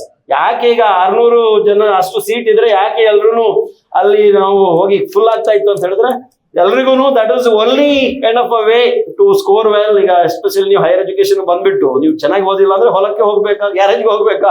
So ಅದಕ್ಕಿಂತ ಇಲ್ಲಿ this is the only and the better alternative ಅನ್ನೋಕ್ಕೋಸ್ಕರ ಆ ತರ ಒಂದು ಜನರೇಷನ್ ಪಾಸ್ ಆಯ್ತು. ಬಟ್ ಇವತ್ತು ಸರ್ ಹೇಳಿದಾಗ ಎಲ್ರಿಗೂ ತುಂಬಾ ಚಾಯ್ಸ್ ಇರುವಾಗ one is we have to understand customer, ಇವರು ಯಾರು ಯೂಸರ್ಸ್ ಗಳನ್ನ ಕಸ್ಟಮರ್ಸ್ ಅಂತ ನೋಡದೆ ಹ್ಯೂಮನ್ ಆಂಗಲ್ ತಗೊಂಡ್ಬಂದ್ರೆ. So that's why I would somewhere say that ನಮ್ಮಲ್ಲಿ ಇನ್ನು ಸ್ವಲ್ಪ ಜಾಸ್ತಿ ಅನುಭವಗಳು ನಾಲೆಜ್ ಇದ್ದಷ್ಟು ಜೊತೆಗೆ ನಾವು ಬಂದು ನಾವು if we try to collaborate more and more among the colleges as well as ಇಲ್ಲಿ ಅಂತ ರಿಸರ್ಚ್ ಸ್ಕಾಲರ್ಸ್ ಇರ್ಬೋದು, ಇಲ್ಲಿ ಟ್ರೈನೀಸ್ ಅಂತ ನೀವು ತಗೊಂಡಿರ್ಬೋದು, ಅಥವಾ ಪ್ರೊಫೆಸರ್ಸ್ ಇರ್ಬೋದು, ಅಥವಾ ಲೈಬ್ರರಿಯನ್ಸ್ ಇರ್ಬೋದು, ಅವೆಲ್ಲ ಜೊತೆಗೆ ಒಂದು ಟೀಮ್ ಆಗಿ, ಮತ್ತೆ ನಾವು ಬೇರೆ ಟೀಚರ್ಸ್ ಕೂಡ ನಮ್ಗೆ ತುಂಬಾ ನಿಮ್ಮ ಸರ್ವಿಸಸ್ ಬೇಕಾಗುತ್ತೆ, ಮತ್ತೆ ನಮ್ಮ ವಿಭಾಗಗಳು ಬರ್ತಾ ಇದ್ದೀರಾ, ಸ್ಟೂಡೆಂಟ್ಸ್ ಗಳಿಗೆ ಕೊಡ್ತಾ ಇದ್ದೀರಾ. ಅದರ ಜೊತೆಗೆ ಬೇರೆ ಬೇರೆ ಟೆಕ್ನಾಲಜಿಯಲ್ಲಿ ಇವಾಗ ಏನಾಗುತ್ತೆ ಅಂತ ಹೇಳಿದ್ರೆ ಬರೀ ಲೈಬ್ರರಿ ಸೈನ್ಸ್ ಓದೋರಿಗೆ ಅಷ್ಟೇ ಕೆಲವು ಸರಿ ಟೆಕ್ನಾಲಜಿ ಅಥವಾ ಇನ್ಫಾರ್ಮೇಶನ್ ಸರ್ವಿಸ್ ಚೆನ್ನಾಗಿ ಇರುತ್ತೆ ಅಂತ ಹೇಳಕ್ಕಾಗಲ್ಲ. So I think we have to beyond department ಹೋಗಿ ನಾವು ಐಡೆಂಟಿಫೈ ಮಾಡಿದಷ್ಟು ಅಲ್ಲೇ ಎಷ್ಟು ರಿಸೋರ್ಸಸ್ ನಮ್ಮ ಕಲೀಗ್ಸ್ ನಡುವೆ ಸುಮಾರು ಜನ ಅಥವಾ ರಿಸರ್ಚ್ ಸ್ಕಾಲರ್ಸ್ ಅಲ್ಲಿ ತುಂಬಾ ಜನ ಗುರುತಿಸಿಕೊಂಡು ಒಂದು ಟೀಮ್ ಆಗಿ ದೊಡ್ಡ ಪಡೆಯಾಗಿ ನಾವು ಇದನ್ನ ಕನ್ವರ್ಟ್ ಮಾಡಿ ಶಕ್ತಿಯಾಗಿ ಕನ್ವರ್ಟ್ ಮಾಡಿದ್ರೆ ಎಂಟೈರ್ ವೀಕ್ ಮಾತ್ರ ಅಲ್ಲ ಎಂಟೈರ್ ಇಯರ್ ಇದು ತುಂಬಾ ಮೀನಿಂಗ್ಫುಲ್ ಆಗ್ಬೋದು ಅಂತ ಅನಿಸ್ತದೆ. ಆ ಕಾರಣಕ್ಕೋಸ್ಕರ as a service user of the library resources, I have benefited a lot. ನಾನು ತುಂಬಾ ಸಣ್ಣಗಿಂದ ಬೇರೆ ಬೇರೆ ಕತೆ ಕಾದಂಬರಿಗಳು ಬೇರೆ ಬೇರೆ ರೀತಿಯ ಓದಿಗೆ ಹರಡಿದ್ದು ನನ್ನ ಜೀವನ ಶ್ರೀಮಂತ, ನನ್ನ ಜೀವನದ ದರ್ಶನ ಅಥವಾ ಓವರ್ ಆಲ್ ದೃಷ್ಟಿಕೋನ ತುಂಬಾ ಜೀವಂತವಾಗಿದೆ, ವಿಶಾಲವಾಗಿದೆ. ಮತ್ತೆ ಇವತ್ತಿಗೂ ಅದು ಒಂದು ದ ಪ್ಲೆಜರ್ ಆಫ್ ರೀಡಿಂಗ್ ಅದು ಕಂಟಿನ್ಯೂ ಆಗ್ತಾ ಇದೆ. ಸೊ ಆ ಕಾರಣಕ್ಕೋಸ್ಕರ as a reader or a user of the library ನಾನೇ ಹೇಳೋದು ಏನಂತ ಹೇಳಿದ್ರೆ ಪ್ರತಿಯೊಬ್ಬರಿಗೂ ಈಗ ಇನ್ಫರ್ಟೈನ್ಮೆಂಟ್ ಅದಿದಂತ ಏನು ತರ್ತಾ ಇದಾರೆ. These are all fats and gimmicks. ಲಾಸ್ಟಿಗೆ ಒಂದು ಎಲ್ಲ ನೋಡ್ಬಿಟ್ಟು ಲಾಸ್ಟಿಗೆ ಇದಾದಾಗ ಜನರಿಗೆ ನೀವು ಸಣ್ಣಾಗಿಂದ ಅಂದ್ರೆ ಲೈಬ್ರರಿ ಅಂತ ಹೇಳಿದ ತಕ್ಷಣ ಫಸ್ಟ್ ನಮ್ಗೆ ಸ್ಕೂಲ್ಗಳ ಲೈಬ್ರರಿಯಿಂದ ಹಿಡಿದು ಬಿಟ್ಟು ಆ ತರದ ಪುಸ್ತಕಗಳನ್ನ ಡೈರೆಕ್ಟ್ ಆಗಿ ಕೈಯಲ್ಲಿ ಹಿಡಿದು ಓದುವ ಆ ಪ್ಲೆಜರ್ ಒಮ್ಮೆ ನೀವು ಆ ಹುಚ್ಚು ಆ ಗೀಳು ಹತ್ತಿಸಿಬಿಟ್ರೆ ಮತ್ತೆ definitely once again people will ಎಲ್ಲ ನೋಡಿ ಲಾಸ್ಟಿಗೆ ಹೇಗೆ ನಾವು ದಿನ ನಮ್ಗೆ ಜಂಕ್ ಫುಡ್ ತಿನ್ನಕ್ಕಾಗಲ್ಲ, ನಮ್ಗೆ ದಿನ ಪಿಜ್ಜಾ ತಿನ್ನಕ್ಕಾಗಲ್ಲ, ಲಾಸ್ಟಿಗೆ ರೊಟ್ಟಿ ಊಟಕ್ಕೆ ಬರ್ತೀವಿ. ಅದೇ ತರ ಖಂಡಿತ ಬರ್ತಾರೆ. ಆವಾಗ ನಾವು ನಮ್ಮ ಸೈನ್ಸ್ ಅಂತ ಹೇಳ್ಬಿಟ್ಟು ಫ್ಯಾಕಲ್ಟಿ ಆಫ್ ಸೈನ್ಸ್ ಅಂತ ದೂರ ಇರ್ತೀವ, ಅಥವಾ ಅದನ್ನೊಂದು ಆರ್ಟ್ ಆಗಿ ನೋಡ್ಕೊಂಡು ಹ್ಯೂಮನ್ ರಿಲೇಷನ್ಸ್, ಹ್ಯೂಮನ್ ಟಚ್ ಮತ್ತೆ ನಮ್ಮಲ್ಲಿ ಇರುವಂತಹ ಒಂದು ಟೀಮ್ ಇದು ಮಾಡುವಂತ ಒಂದು ಎಕ್ಸಲೆಂಟ್ ಒಂದು ಫೋರ್ಸ್ ಆಗಿ ನಾವು ಜೊತೆಗೆ ಹೋಗ್ತೀವ ಅನ್ನೋದ್ರ ಮೇಲೆ ಈ library week, national library week success ಅದರ ಮೇಲೆ ಡಿಪೆಂಡ್ ಆಗಿದೆ ಅಂತ ನಾನು ಹೇಳ್ತಾ, ಅದ್ರ ಜೊತೆಗೆ ನಿಮ್ ಜೊತೆ ಯಾವಾಗ್ಲೂ ನಾವು ಖುಷಿಯಿಂದ as a service user, as a friend and colleague ಯಾವಾಗ್ಲೂ ನಿಮ್ ಜೊತೆ ಇದೀವಿ ಅಂತ ಹೇಳ್ತಾ, ನಮ್ಮ ವಿಶ್ವವಿದ್ಯಾಲಯದ ಎಲ್ಲ ಆಡಳಿತ ಅಧಿಕಾರಿಗಳು ಕೂಡ ಲೈಬ್ರರಿಗೆ ಎಸ್ಪೆಷಲಿ ಈಗಿನ ವೈಸ್ ಚಾನ್ಸಲರ್ ಇಂದ ಹಿಡಿದು ರಿಜಿಸ್ಟ್ರಾರ್ ಎಲ್ಲರೂ ತುಂಬಾ ಇದಕ್ಕೆ ಪ್ರಾಮುಖ್ಯತೆ ಕೊಡ್ತಾ ಇದ್ದಾರೆ. ನಿಮ್ಮಲ್ಲೂ ಅಷ್ಟೇ ಎಬಿಲಿಟೀಸ್ ಇದಾವೆ, ಮತ್ತೆ ಆ ಕಾನ್ಫಿಡೆನ್ಸ್ ಜಾಸ್ತಿ ಎಲ್ರಿಗೂ ಅದರ ಮುಖಾಂತರ ಸರ್ವಿಸಸ್ ಸಿಗ್ಲಿ. ಎಲ್ಲ ಕಡೆ ಮಾಹಿತಿ ಮತ್ತೆ ಜ್ಞಾನದ ಪ್ರಸರಣ, ನಿಜವಾದ ಜ್ಞಾನದ ಪ್ರಸರಣ ತಮ್ಮ ಮುಖಾಂತರ ಆಗ್ಲಿ ಅಂತ ಶುಭ ಹಾರೈಸ್ತಾ ನನ್ನ ಮಾತುಗಳನ್ನ ಮುಗಿಸ್ತೀನಿ. ಧನ್ಯವಾದ. Thank you so much, sir. Professor Ashok Dijal, sir, he has always worked as the main pillar for majority of the programs organized by Department of Library and Information Science as well as University Library, and we are so much thankful to him. It's an honor for us to work with him as well as hear his motivating words. Thank you so much, sir. And at last, gratitude is the finest way to acknowledge shared effort. To formally express our appreciation and conclude today's inaugural event, I invite Dr. Bhavanishankar, sir, Deputy Librarian, Rani Channamma University, Belagavi, to convey vote of thanks. Good afternoon to everyone present here. It is my pleasure and privilege to propose the vote of thanks on the occasion of the inaugural function of Library Week celebration.